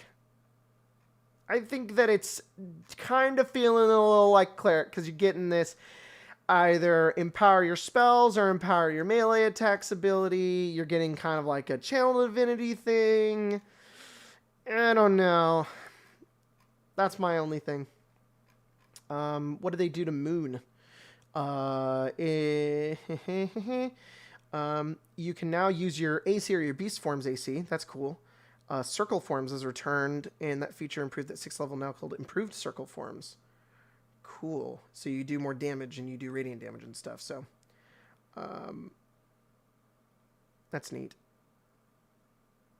I know, unimportant hero. I know you wanna turn everybody back into 4 classes. Zarian, thanks for the 10. I think they should have kept the old stat block but given them more variety and abilities. That is some of the reasons why I liked playing certain wild shapes. Agree. 100% agree. I don't think that you should just be restricted to just having Bestial Strike or Flyby or Amphibious. Like, it would be cool if they gave you more stuff within it. That I agree with that. That would be what I would like to see. But whatever. Okay. Moonlight Step is a new 10th level feature. You can magically transport yourself, reappearing amid a burst of moonlight. You teleport up to 30 feet. You can see up to an unoccupied space. You can see. Sorry, that's cool. And you can use this feature a number of times equal to your Wisdom modifier, and you regain all expended uses when you finish a long rest. And that's cool. And you get advantage on your attack roll. It's kind of like the Eladrin Face Step. That's neat. And then you get a movable moonbeam at 14th level, and you can share moonlight, which one of the following benefits. You get to pick one. You can either get a moonbeam that moves really fast, or you can teleport a willing creature within 10 feet of you. That's neat. That's cool. I want to think of Moonlight Step as Druid Moonwalking. That's cool. Yeah, that's neat. Okay. What is Circle of the Sea? Oh, they just took Circle from the... that's neat. They just made a whole new circle called Circle of the Sea. That is awesome. You get... thanks, Naz, for the $1. When you reach a druid level specific in a Circle of Sea spells, you get some extra spells. As a bonus action, you can use your wild shape to manifest an aura that takes a form of ocean spray that surrounds you. Whoa, that's so cool. At the end of your turns, you choose another creature you can see within 10 feet of yourself. The target must succeed a Constitution saving throw against your spell save DC or take thunder damage, and they get pushed 15 feet away from you. I love that. Give us more water stuff. I love water stuff. There's not enough water stuff in D&D. You get water breathing, swim speed. Love that. And Stormborn. Your Wrath of the Sea confers 2 more benefits while active. You gain a fly speed equal to your speed. Whoa, that's cool. And you also gain resistance to cold, lightning, and thunder damage. At 14th level, you get Oceanic Gift. Whenever you use the Wrath of the Sea, you can manifest the aura around one willing creature within 60 feet of you, rather than manifesting it around yourself. The creature gains all the benefits of your aura and uses your spell save DC and your wisdom modifier to it. In addition, you can manifest the aura around both the other creature and yourself if you expend 2 uses of your wild shape instead of 1 while manifesting the aura. Sorry, I got hiccups there out of nowhere. You become Namor. Yeah, it is like Namor. That's so cool. Oh, they missed. Yeah, you're right. Read the resistance again. Pay attention to lightning. It says lighting. I'm resistant to lighting damage. That's funny. Wow, that's so cool. The Crabmancer is imminent. Time for crab. Yeah, 100%. Lighting damage? Oh, thank you, Watsy, for the lighting damage. They finally added a new type of damage. That's cool. Yeah, Vanta Black. New name for radiant damage? Hell yeah. No, this is different. It's lighting. It's just like, oh, that hurts my eyes. Oh. And then that's it. Oh, radiant damage actually burns your skin. So yeah. Hey, what's up? Nothing? All right. Spencer came in here. All right. Let's move on to Monk. All right. Everybody said Monk was either amazing or terrible. Huh? Spencer told me to look at my phone. Give me a second. Yeah.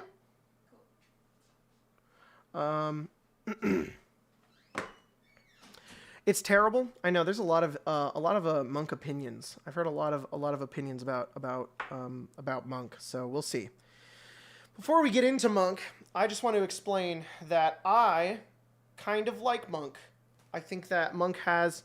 I think first of all, I think monk is the easiest class to play in D&D. Sorry fighter, sorry rogue. I think monk is definitely the most simple and easiest class to play, because a lot of its abilities aren't super active. They're very passive, and you don't have to worry about equipment too much. Yeah. So and then I think their abilities are very cool and fun, and I think their monks are cool. Parka Pal, thanks for the 2. Fixed stat blocks equals T-Rex and a rat are the exact same. No. What are you talking about? You'd be a really big rat. You'd be a rat the size of a T-Rex. If you could turn into a T-Rex, then you can turn into a really powerful rat. All right. Let's get into it. So, Weapon Master is a new first level feature giving you new ways to use weapons. Ooh, okay. Interesting. Let's check it out. Weapon Master. Weapon Mastery. So, okay. So we're still getting unarmed defense and stuff. The Fish Facts guy, $5. Thank you. Druids should be the warlocks of clerics and paladins. Give them adaptation instead of invocations. Someone should shift the wild shape stat blocks. Totally agree with that. I would love that so much. That's very cool. I did not skip some things. Oh, I did skip martial arts. You're right. Sorry. Martial arts starts off with a D6 rather than a D4 for its martial arts die, and the die applies only to unarmed strikes, not weapons. Weapons are now enhanced by weapon mastery to keep up with other classes. The monk's unarmed strikes needed this damage boost, which goes up to a D12 rather than a D10. 100% agree with that. That is super cool, and they're giving you a bonus to your weapons by giving you the weapon mastery. That's awesome. I love that. That is so cool. I really like that they bumped that damage up. That's great. And the weapon mastery stuff is very cool. We talked about it yesterday. It's super fun. So you're already getting a lot of cool stuff level 1 as a monk. So that's great.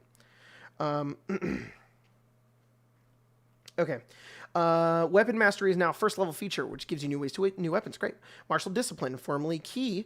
So it's now martial discipline instead of key. All right. Gives an improved version of Step of the Wind, which now lets you take those disengage and dash action. All right, let's read those real fast. So, Naz, thanks for the 2. First level unarmed defense. That's still the same. First level weapon mastery. Your training with weapons allows you to use the mastery property of 2 kinds of simple weapons of your choice, such as daggers or spears. Cool. I think it's fine that monks can use weapons. The fact that you have the choice, you can do either or, and you don't have to go into a whole subclass to do it.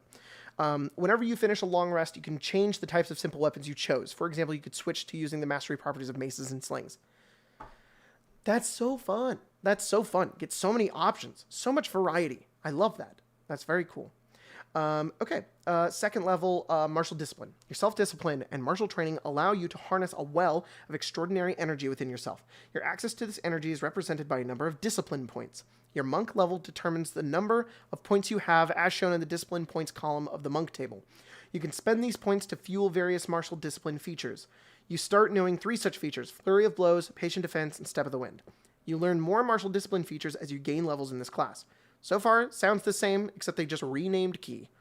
When you spend a discipline point, it is unavailable until you finish a short rest or long rest, at which you regain all of your expended points. Cool. Some of your martial discipline features require your target to make a saving throw to resist the feature's effects. The saving throw DC equals 8 plus your proficiency bonus plus your wisdom modifier. The only thing I don't like about this so far is that it's a ton of text, but whatever. That we'll get over it. It's just so much you have to read. Okay, Flurry of Blows. Immediately after you take the attack action on your turn, you can spend 1 discipline point to make 2 unarmed strikes as a bonus action. That's basically the same thing. Patient Defense. You spend 1 discipline point to take the dodge action as a bonus action. We're just gonna compare real quick to normal monk because I don't know how that compares over. Needs more spice.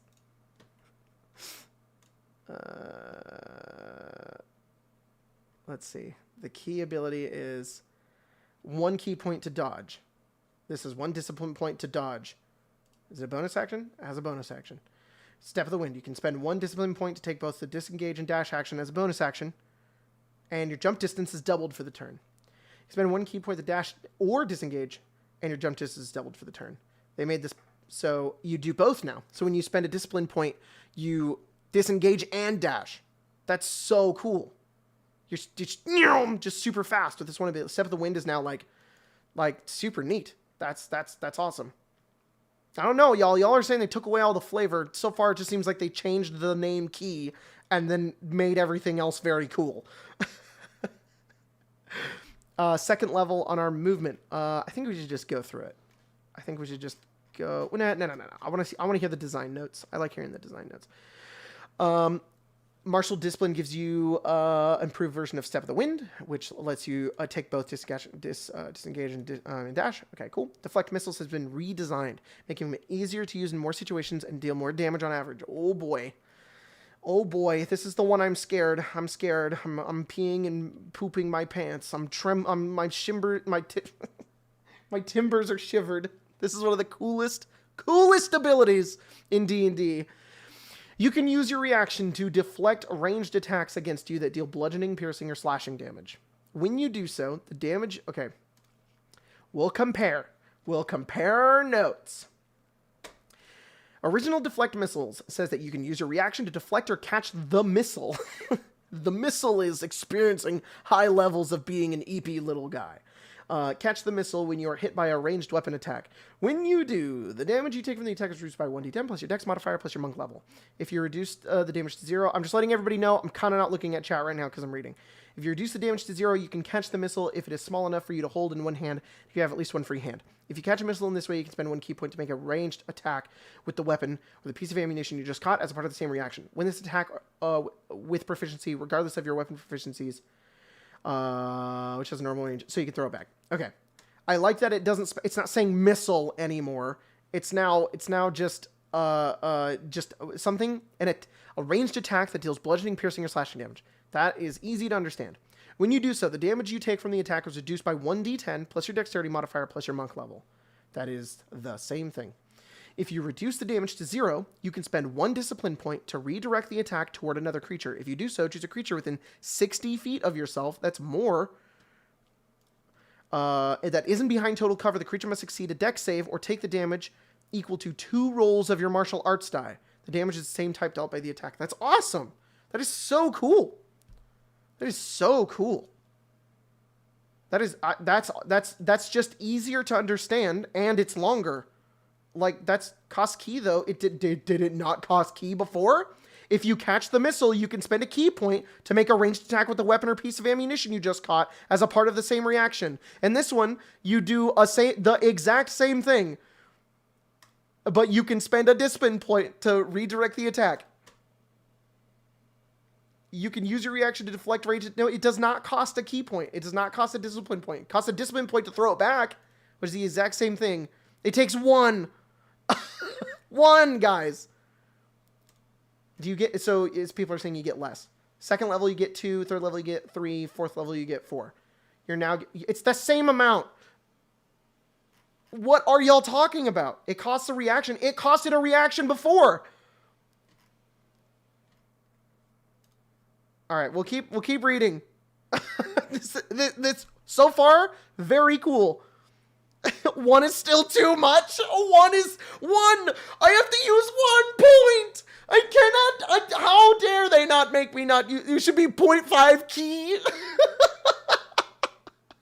But I just want to be angry about something. The monk always has way too few key. Everybody's illiterate. It should be free. It should not be free. I'm sorry. It should not. The change that they make a saving throw instead of an attack roll. Yeah, I don't like that as much. That's kind of weird, but whatever. It does do more damage. So, I don't know. It's kind of cool. Okay. Let's keep looking. Deflect Missiles has been redesigned, making it easier to use in more situations and deal more damage on average. Heightened Metabolism is a new 7th level feature, making it easier for the monk to regain discipline points to gain other benefits of a short rest. Okay, let's check that guy out. If you spend at least 1 minute resting, you give yourself all the benefits of a short rest. Once you use this feature, you can't... That's awesome. You just get a 1 minute short rest. But Monk do have so little key. It's only 3 at level 3. It should be level plus wisdom for total key points, making early level key usage much easier to use. Okay. I don't agree. I feel like I don't need to explain why. This is cool. You guys are just complaining about original Monk. Monk is fine. Monk is great. I've always loved Monk. I've had so many players play as monks. I think Monk is absolutely fine. Okay, my hair is bothering me and I'm putting it up.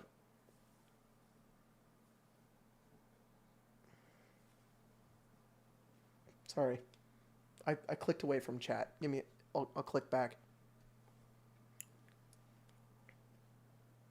It's really not. No, Monk is fine. Monk is great. I love Monk. Monk is fun. All my players who have played Monks have a great time. I've not really. I've played Monk a little bit, and it's fine. I did not know there was so much Monk hate. Well, that's so whack. I'm really excited to see what they did with Stunning Strike. Very excited to see that. I love that you can do this heightened metabolism thing. Oh, we skipped it. Sorry. So what's Stunning Strike? Did they even do anything to it? Once per turn, when you hit a creature with a simple weapon or an unarmed strike, you can spend 1 discipline point to attempt a Stunning Strike. The target must succeed a Constitution saving throw or have the stun condition until the start of your next turn. I wish they would make this once per turn. Because this is why they don't have a billion key points, y'all. Because they have bonkers abilities like this. Monk Pity? Really? Dude. That's wild. It is once per... I'm sorry. Oh, it is once per turn. It is once per turn! Oh! They're making Monk great. Monk is amazing. They made Monk perfect. I don't know what you guys are talking about. I'm sorry. I'm sorry I can't read. I'm sorry, everybody. I'm sorry. Hang on. Give me a sec. Let me get right in there. Let me read it. I'm reading. I see it. It says once per turn now. Thank you all. I'm very sorry. I was homeschooled. Oh my gosh. Not a terrible change. Not at all. It's a perfect change. We've done this homebrew rule forever. Curious can use deflect missiles on spells. Thanks for the $2 and I'm going back to bed. No, you can't because it's piercing, bludgeoning, and slashing. Unless you got a spell that deals bludgeoning, piercing, or slashing damage. I think it says ranged weapon. It just says ranged attack. So if you have a spell that does a ranged attack that does bludgeoning, piercing, and slashing, then it appears that yes. Yeah, no. No, sorry. Stunning Strike can be ranged now? What are you talking about? You can... Okay. I kind of like that, though. That's kind of cool. Somebody just said, nerfed Stunning Strike, give nothing to compensate. You can now throw a weapon. You hit a creature with a simple weapon or unarmed strike, you can stun them.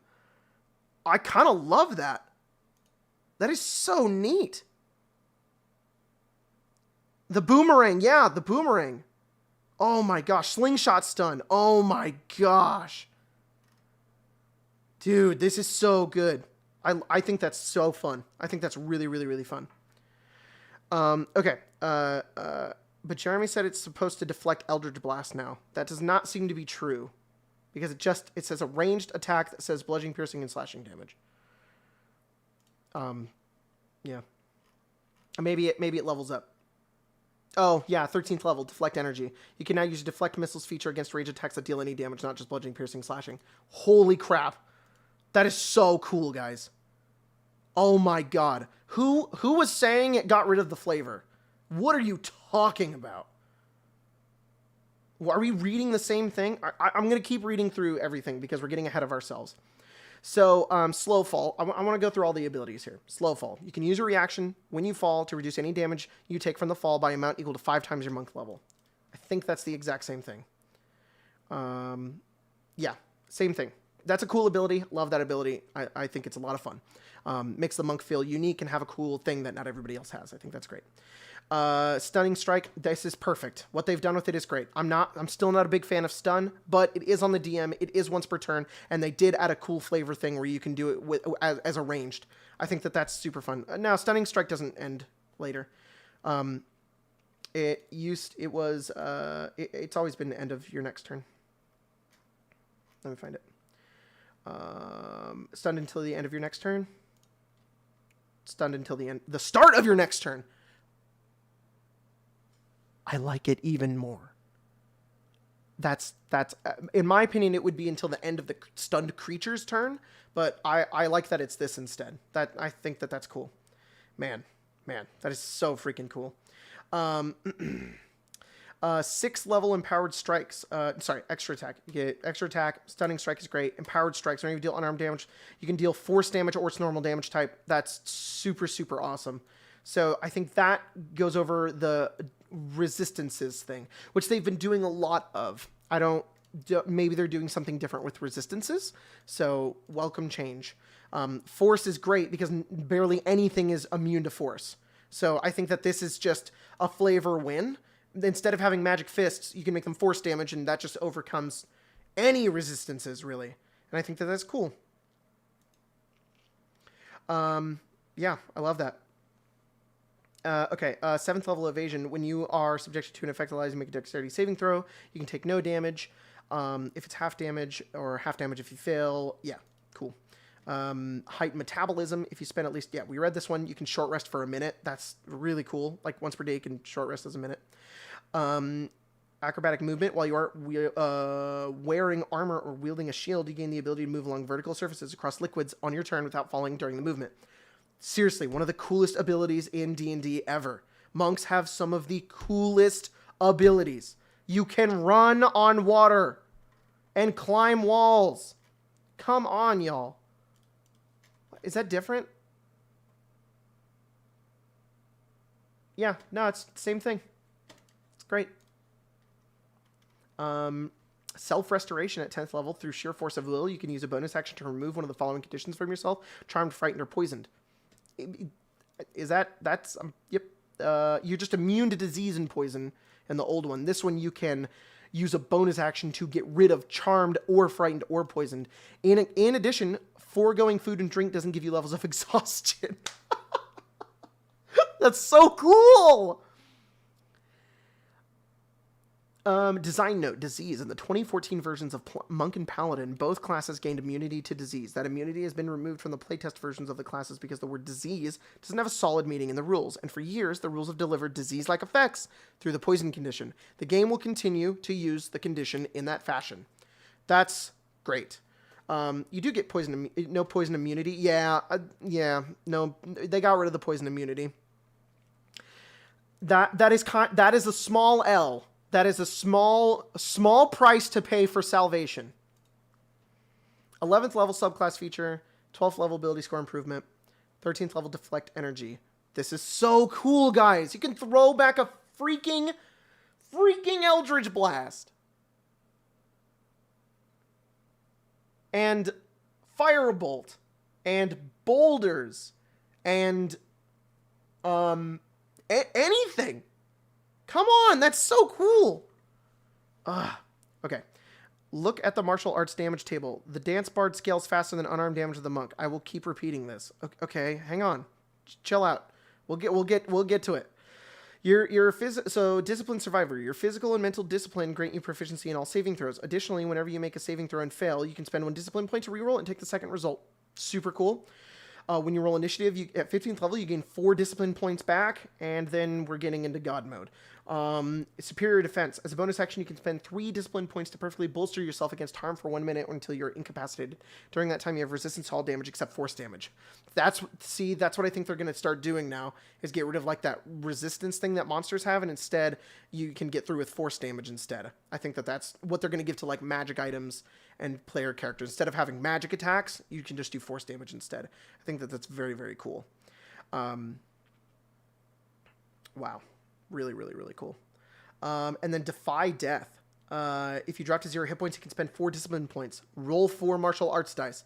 Add the dice together, and your number of hit points instead changes to the total result. Each time you use this feature after the first, the discipline point cost increases by 2. I wish that was a lower level ability. That is so awesome.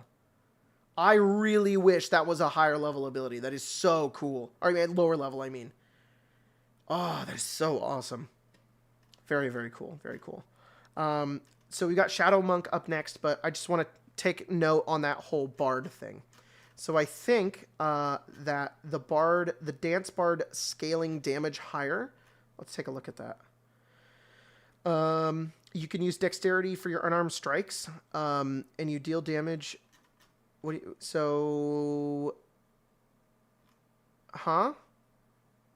how does this scale better? Oh, it's because it uses you can deal bludgeoning damage equal to a roll of your Bardic Inspiration die. Right. Here's the thing. Dancer Bard is only getting to do that once per turn. Monks can do like 4, 5 attacks a turn. Dance Bard also has better evasion. Dance Bard has group evasion. Monk has just a normal evasion. Guys, monks can also run on walls and grab arrows out of the mid-air, and they get weapon abilities. The Dance Bard is not the new monk because they can do a punch as a bonus action. Guys, we gave Unarmed Strike to one class, and everybody's like, oh no, they made it a monk, and now monk is terrible. Sorry, that's a bit facetious. I apologize. But this is so cool. They made monk really, really awesome. This is so much fun. They gave you more options. They made Stunning Strike better. They kept all of the really cool abilities and improved off of them.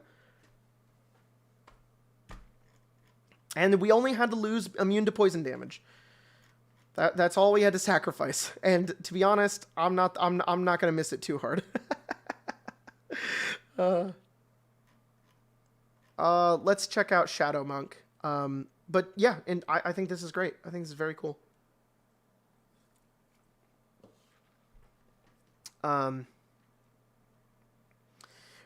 Design note, a Warrior Shadow updates. Shadow arts have been redesigned, giving the monk dark vision, a darkness that costs fewer discipline points than before, and the darkness can be moved each turn during the duration of the spell, and they can see in their own darkness. That's fun. Warlocks can kind of do that. Improved Shadow Step is now a feature that allows Shadow Step to be used in bright light. Interesting. Cloak of Shadow has been moved to 17th level and redesigned to empower the monk while in dim light or darkness. I see. I think that's the one that makes you invisible. I am well versed in Shadow Monk because Shadow Monk is very strong. Shadow Monk is one of the best subclasses ever, and I've had like 3 players play Shadow Monk. So Bard Inspiration scales faster than Monk martial arts dice. Yeah, I know, Sean, but yes, but you don't have to. You're using. First of all, the Bardic Inspiration you have to use in order to do it. You have to use a Bardic Inspiration, so you only get so many a day. And now the same thing is true for Monk, but Monk can do 2 attacks. Meaning Monk is actually doing more damage by doing 2d6. 2d6 at level 1. Like, they're getting double the dice. Okay. And then you can Flurry of Blows to do 3. Like, I don't know. You just... Monk is definitely outdoing the damage. Yes, it is. It does use the dice. Look, I'll show you.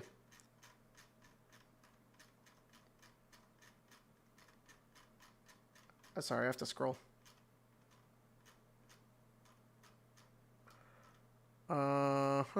Jacob illiterate moment. No, shush. I'm always illiterate. What are you talking about?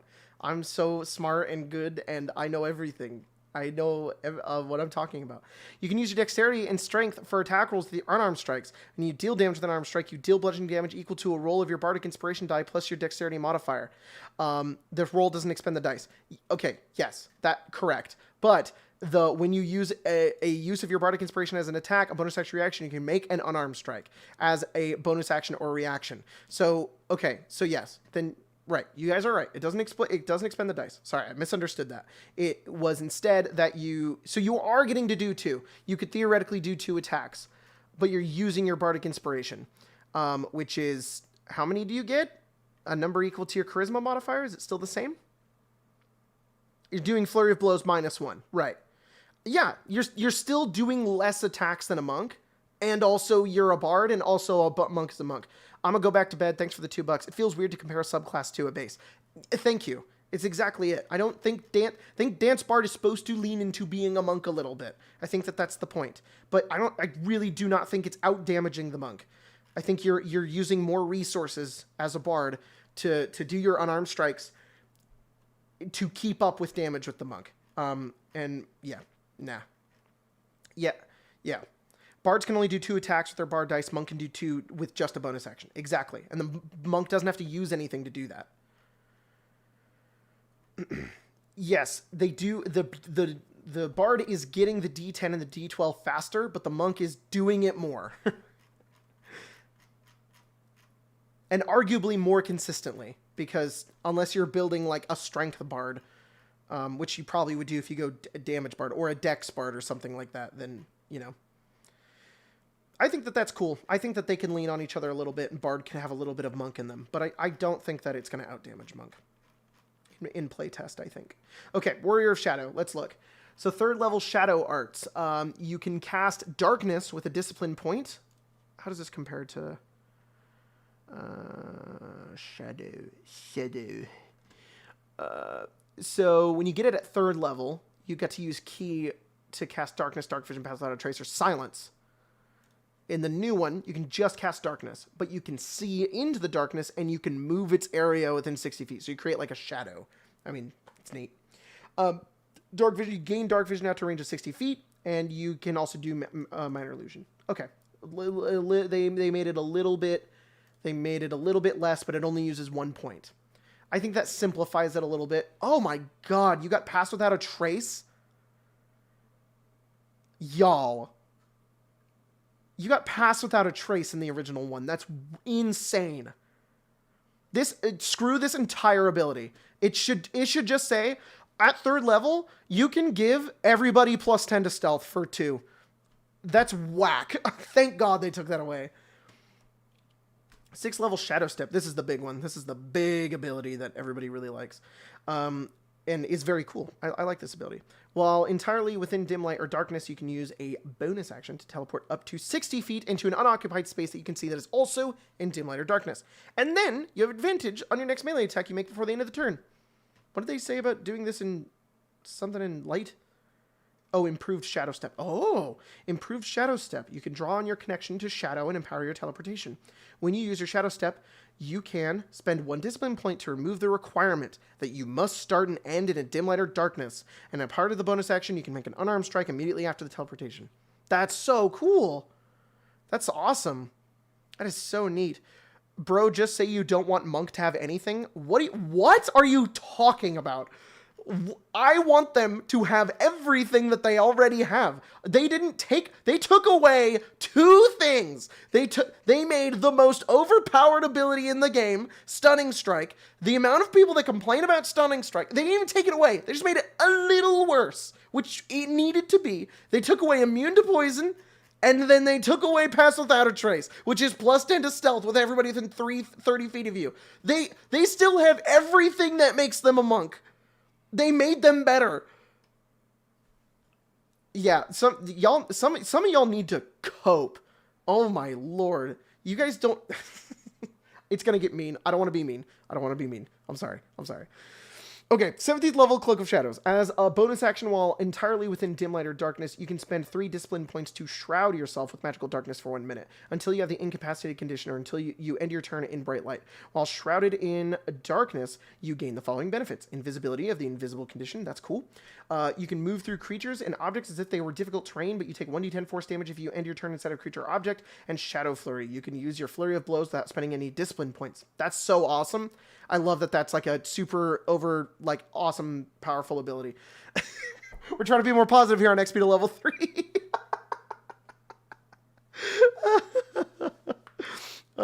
Jacob, you're telling me that wizards can alter reality as we know it and basically shut down enemies with save or suck spells, but the ability to stunlock someone is too powerful? Are there spells that do that? What are you talking about? You have to be super high level to get a spell that just stuns you. What? They lost astral projection. Oh no. Did they get rid of something cool? What was astral projection? Was it a subclass ability? Oh yeah. Oh, at 18th level empty body you could astral projection yourself. You guys know what I'm going to say. You guys know what I'm going to say. Hypnotic pattern. Okay, we got one. We got one spell that does Stunning Strike. Stunning Strike is the most OP ability if we ignore any spell above 4th level. Okay. Hypnotic pattern. Hold person. Hold person doesn't stun you.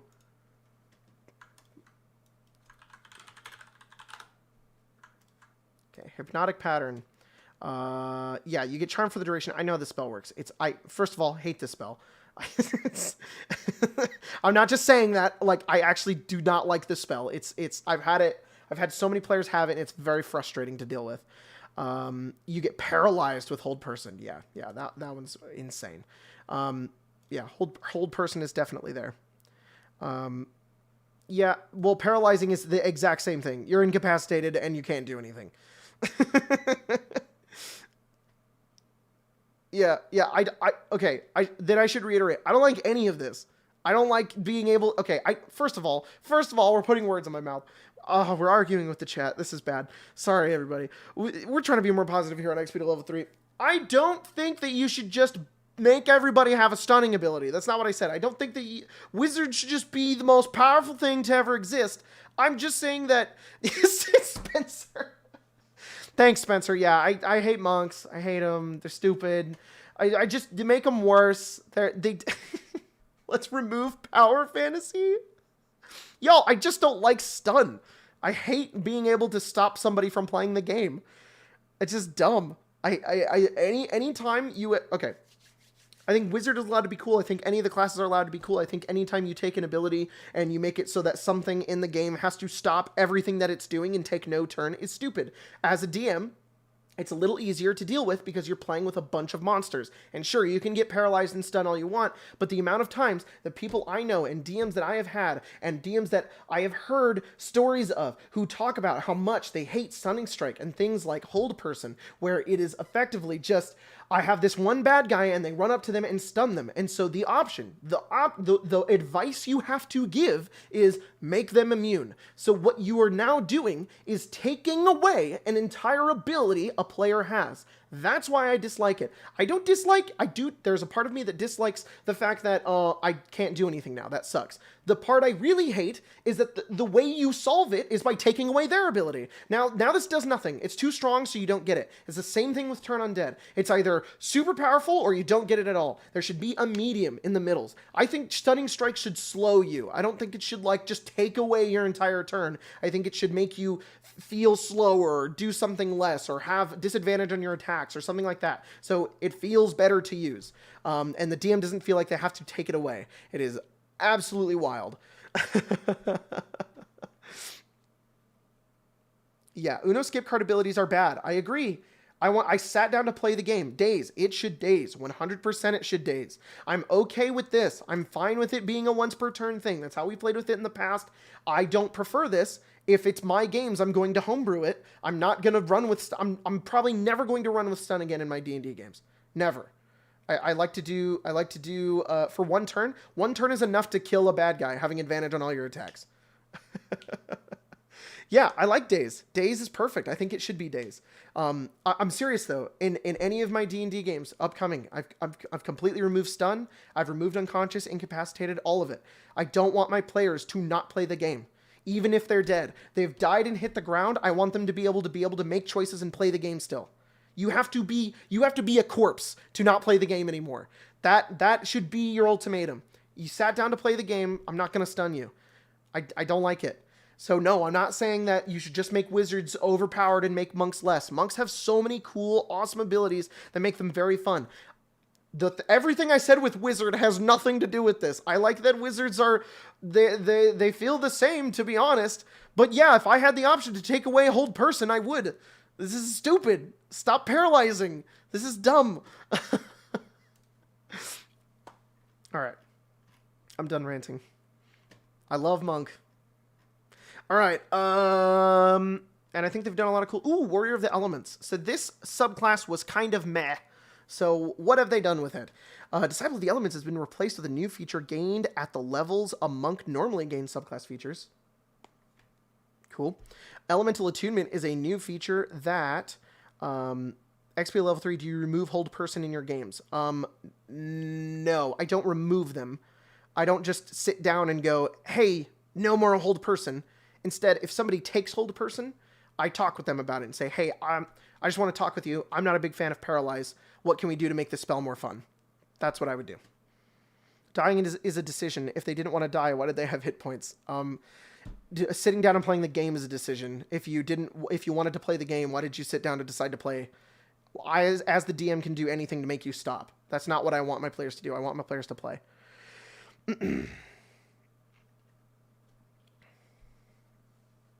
Okay, so Disciple of the Elements. Okay, Elemental Attunement is the new feature that enhances monks' unarmed strike with elemental powers, replacing elemental discipline option like Fangs of the Fire Snake. Okay, so what is Elemental Attunement? You have attuned yourself with the elemental forces of the multiverse. You know the Elementalism cantrip. Ooh, new cantrip. In addition, at the start of your turn, you can spend 1 discipline point to imbue yourself with elemental energy. The energy lasts for 10 minutes or until you have the incapacitated condition. You gain the following benefits for the duration. Okay. So you imbue yourself. You power up, basically. You spend a discipline point and you power up. Whenever you hit with your unarmed strike, you can cause it to deal your choice of acid, cold, fire, or lightning damage rather than its normal type. Oh, it's kind of like Blood Hunter. That's cool. When you deal one of these types with your unarmed strike, you can also force a target to make a strength saving throw. On a failed save, you can move them 10 feet towards or away from you. That's awesome. That reminds me of Last Airbender. You're just like blasting them backwards or pulling them towards you. That's pretty cool. So they took away like the little abilities you get then. I'm not a huge fan of that. I really liked that, to be honest. I really liked that you got to choose your little bending techniques. Yeah. This is fine because it's a little simpler, but it's not my... I preferred the little mini perks. Ranged hands? Oh yeah, reach. When you make an unarmed strike, your reach is 10 feet. Oh, that's so cool. That's so cool. Ah. Oh. I love that. Stormer for the 5. I've heard of a DM banning rapiers because they're a D8 finesse and they're made for anti-people. All this feels in part like training wheels? What?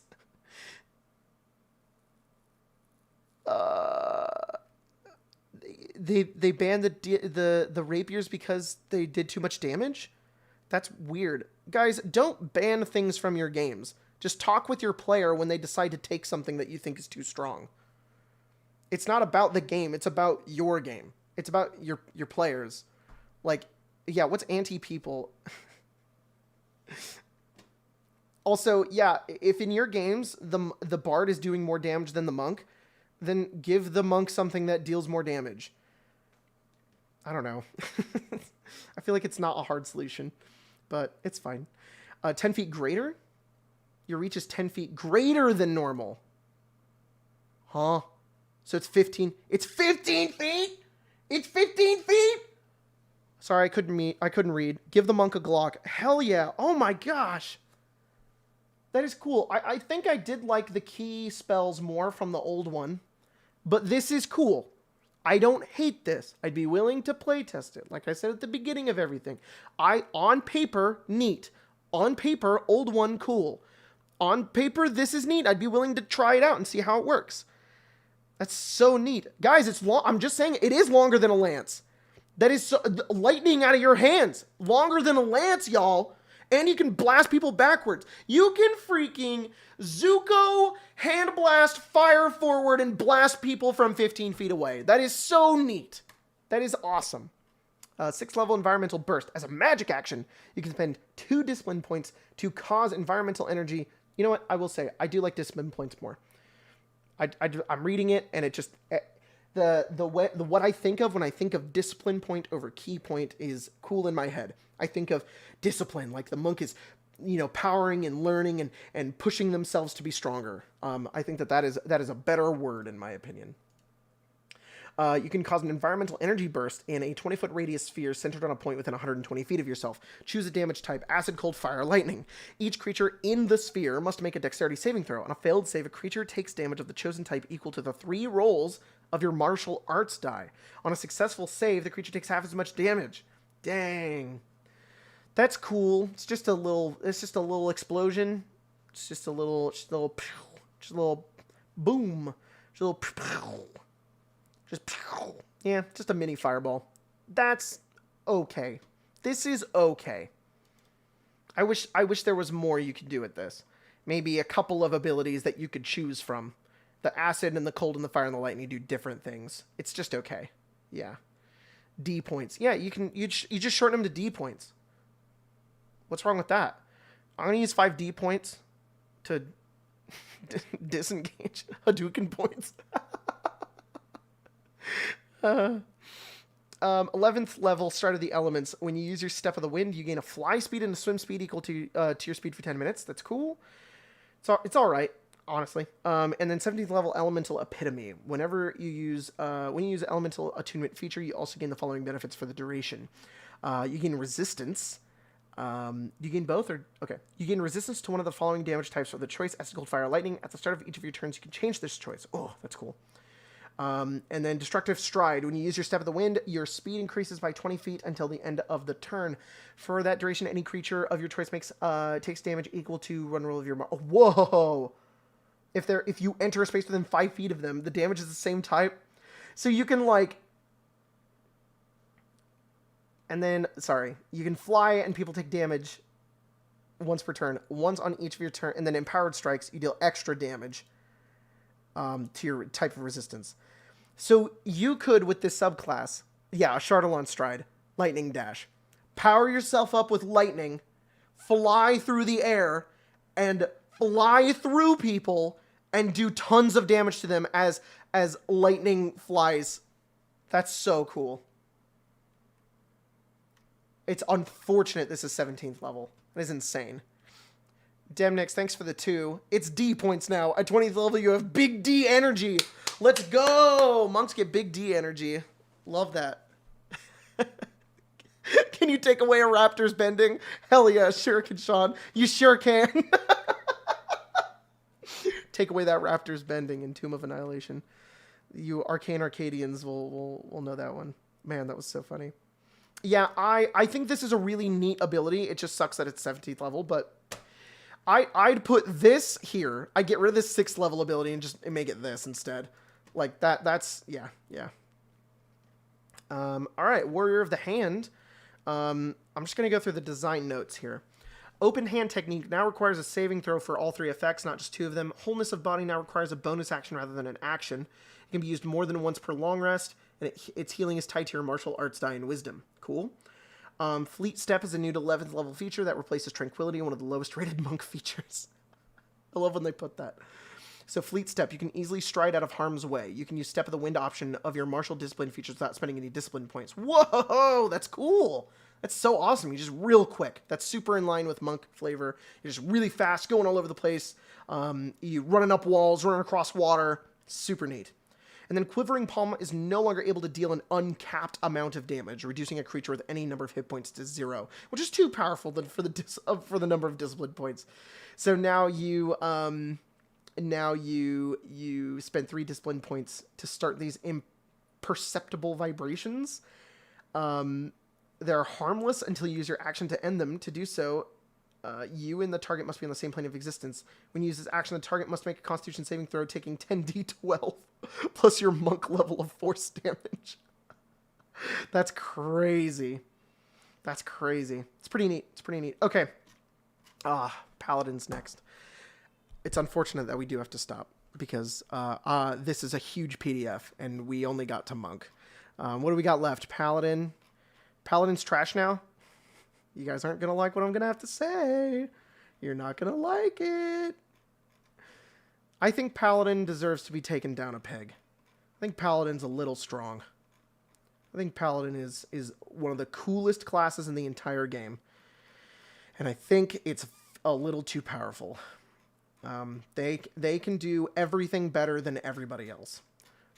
Paladin ramps hard, and I wouldn't mind seeing them not be as strong. Oh, the chat's moving so quick. The chat's moving so fast. Paladin, I don't think Paladin's overrated. I think Paladin's very cool.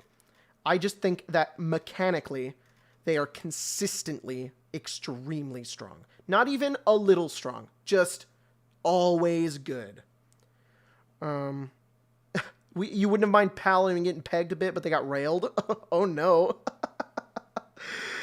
All right, so we've got Paladin, Ranger, and Rogue. We're gonna hit that. I don't know if I'm gonna have time tomorrow because we're gonna be we got some D&D that we're playing tomorrow. Well, technically we're not playing D&D. Technically we're doing a session 0 for our new stream. For Jack's gonna be running Eberron and Pathfinder 2e, and we're doing another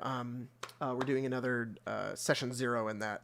And I'm super excited for that. You guys should check it out. We're going to be hopefully doing episode 1 in like 2 weeks and be streaming that. So we've been playing Pathfinder 2e. It's very fun. I love Pathfinder 2e. It's very, very cool. I love the 3 action system. And it's a lot of fun. So I'm very excited for that. But this was a lot of fun, y'all. Oathkeeper65, thanks for the $4.99. Immolation was a world-class monk. She'd have done great with this new monk stuff. She really would have. Immolation was a fantastic monk. Oh man, it's gonna on what days? It's gonna be on Fridays. It's gonna be every other Friday is when we're streaming that. So yeah, we're gonna be streaming some Fallout on Saturday. If you guys want to check us out, we got some more Zelda episodes going up in like 30 minutes. So if you guys want to watch us play some Zelda, that's premiering pretty soon. Keith Baker made the best world setting. Agree. Eberron is probably the best world setting I've ever witnessed. So extremely, extremely cool. So yeah, that's what I'm doing throughout this week. I guess I stream now, so I will see if we can do some stream tomorrow. I don't know if I can, because, you know, I have a baby and a wife and lots of stuff I have to do. But Monday for sure. We'll let you guys know. So thanks all for being here. Sorry, I was getting really argumentative in the middle there. There was a lot of hot takes getting thrown around, but I love discussing with you guys. I like that we can have these discussions. I like that we are able to talk about this game, and we're able to have what I would consider a pretty healthy one. And we can understand each other and be able to take criticism and be able to have reading comprehension, which some of us do not have, especially me. So thank you guys. Fun stream. I had a good time. I think I want to do this more. This is fun. I'm enjoying this. This is a good time. So I'll see you guys next time. Take care, everybody. And I'm excited to read more of this. Excited. So, all right. Bye, guys. See you later. Oh, there's a last second. Joe Mega, thanks for the $4.99. Question, why can't a toe be 12 inches? Answer, because then it would be a foot. Oh, that was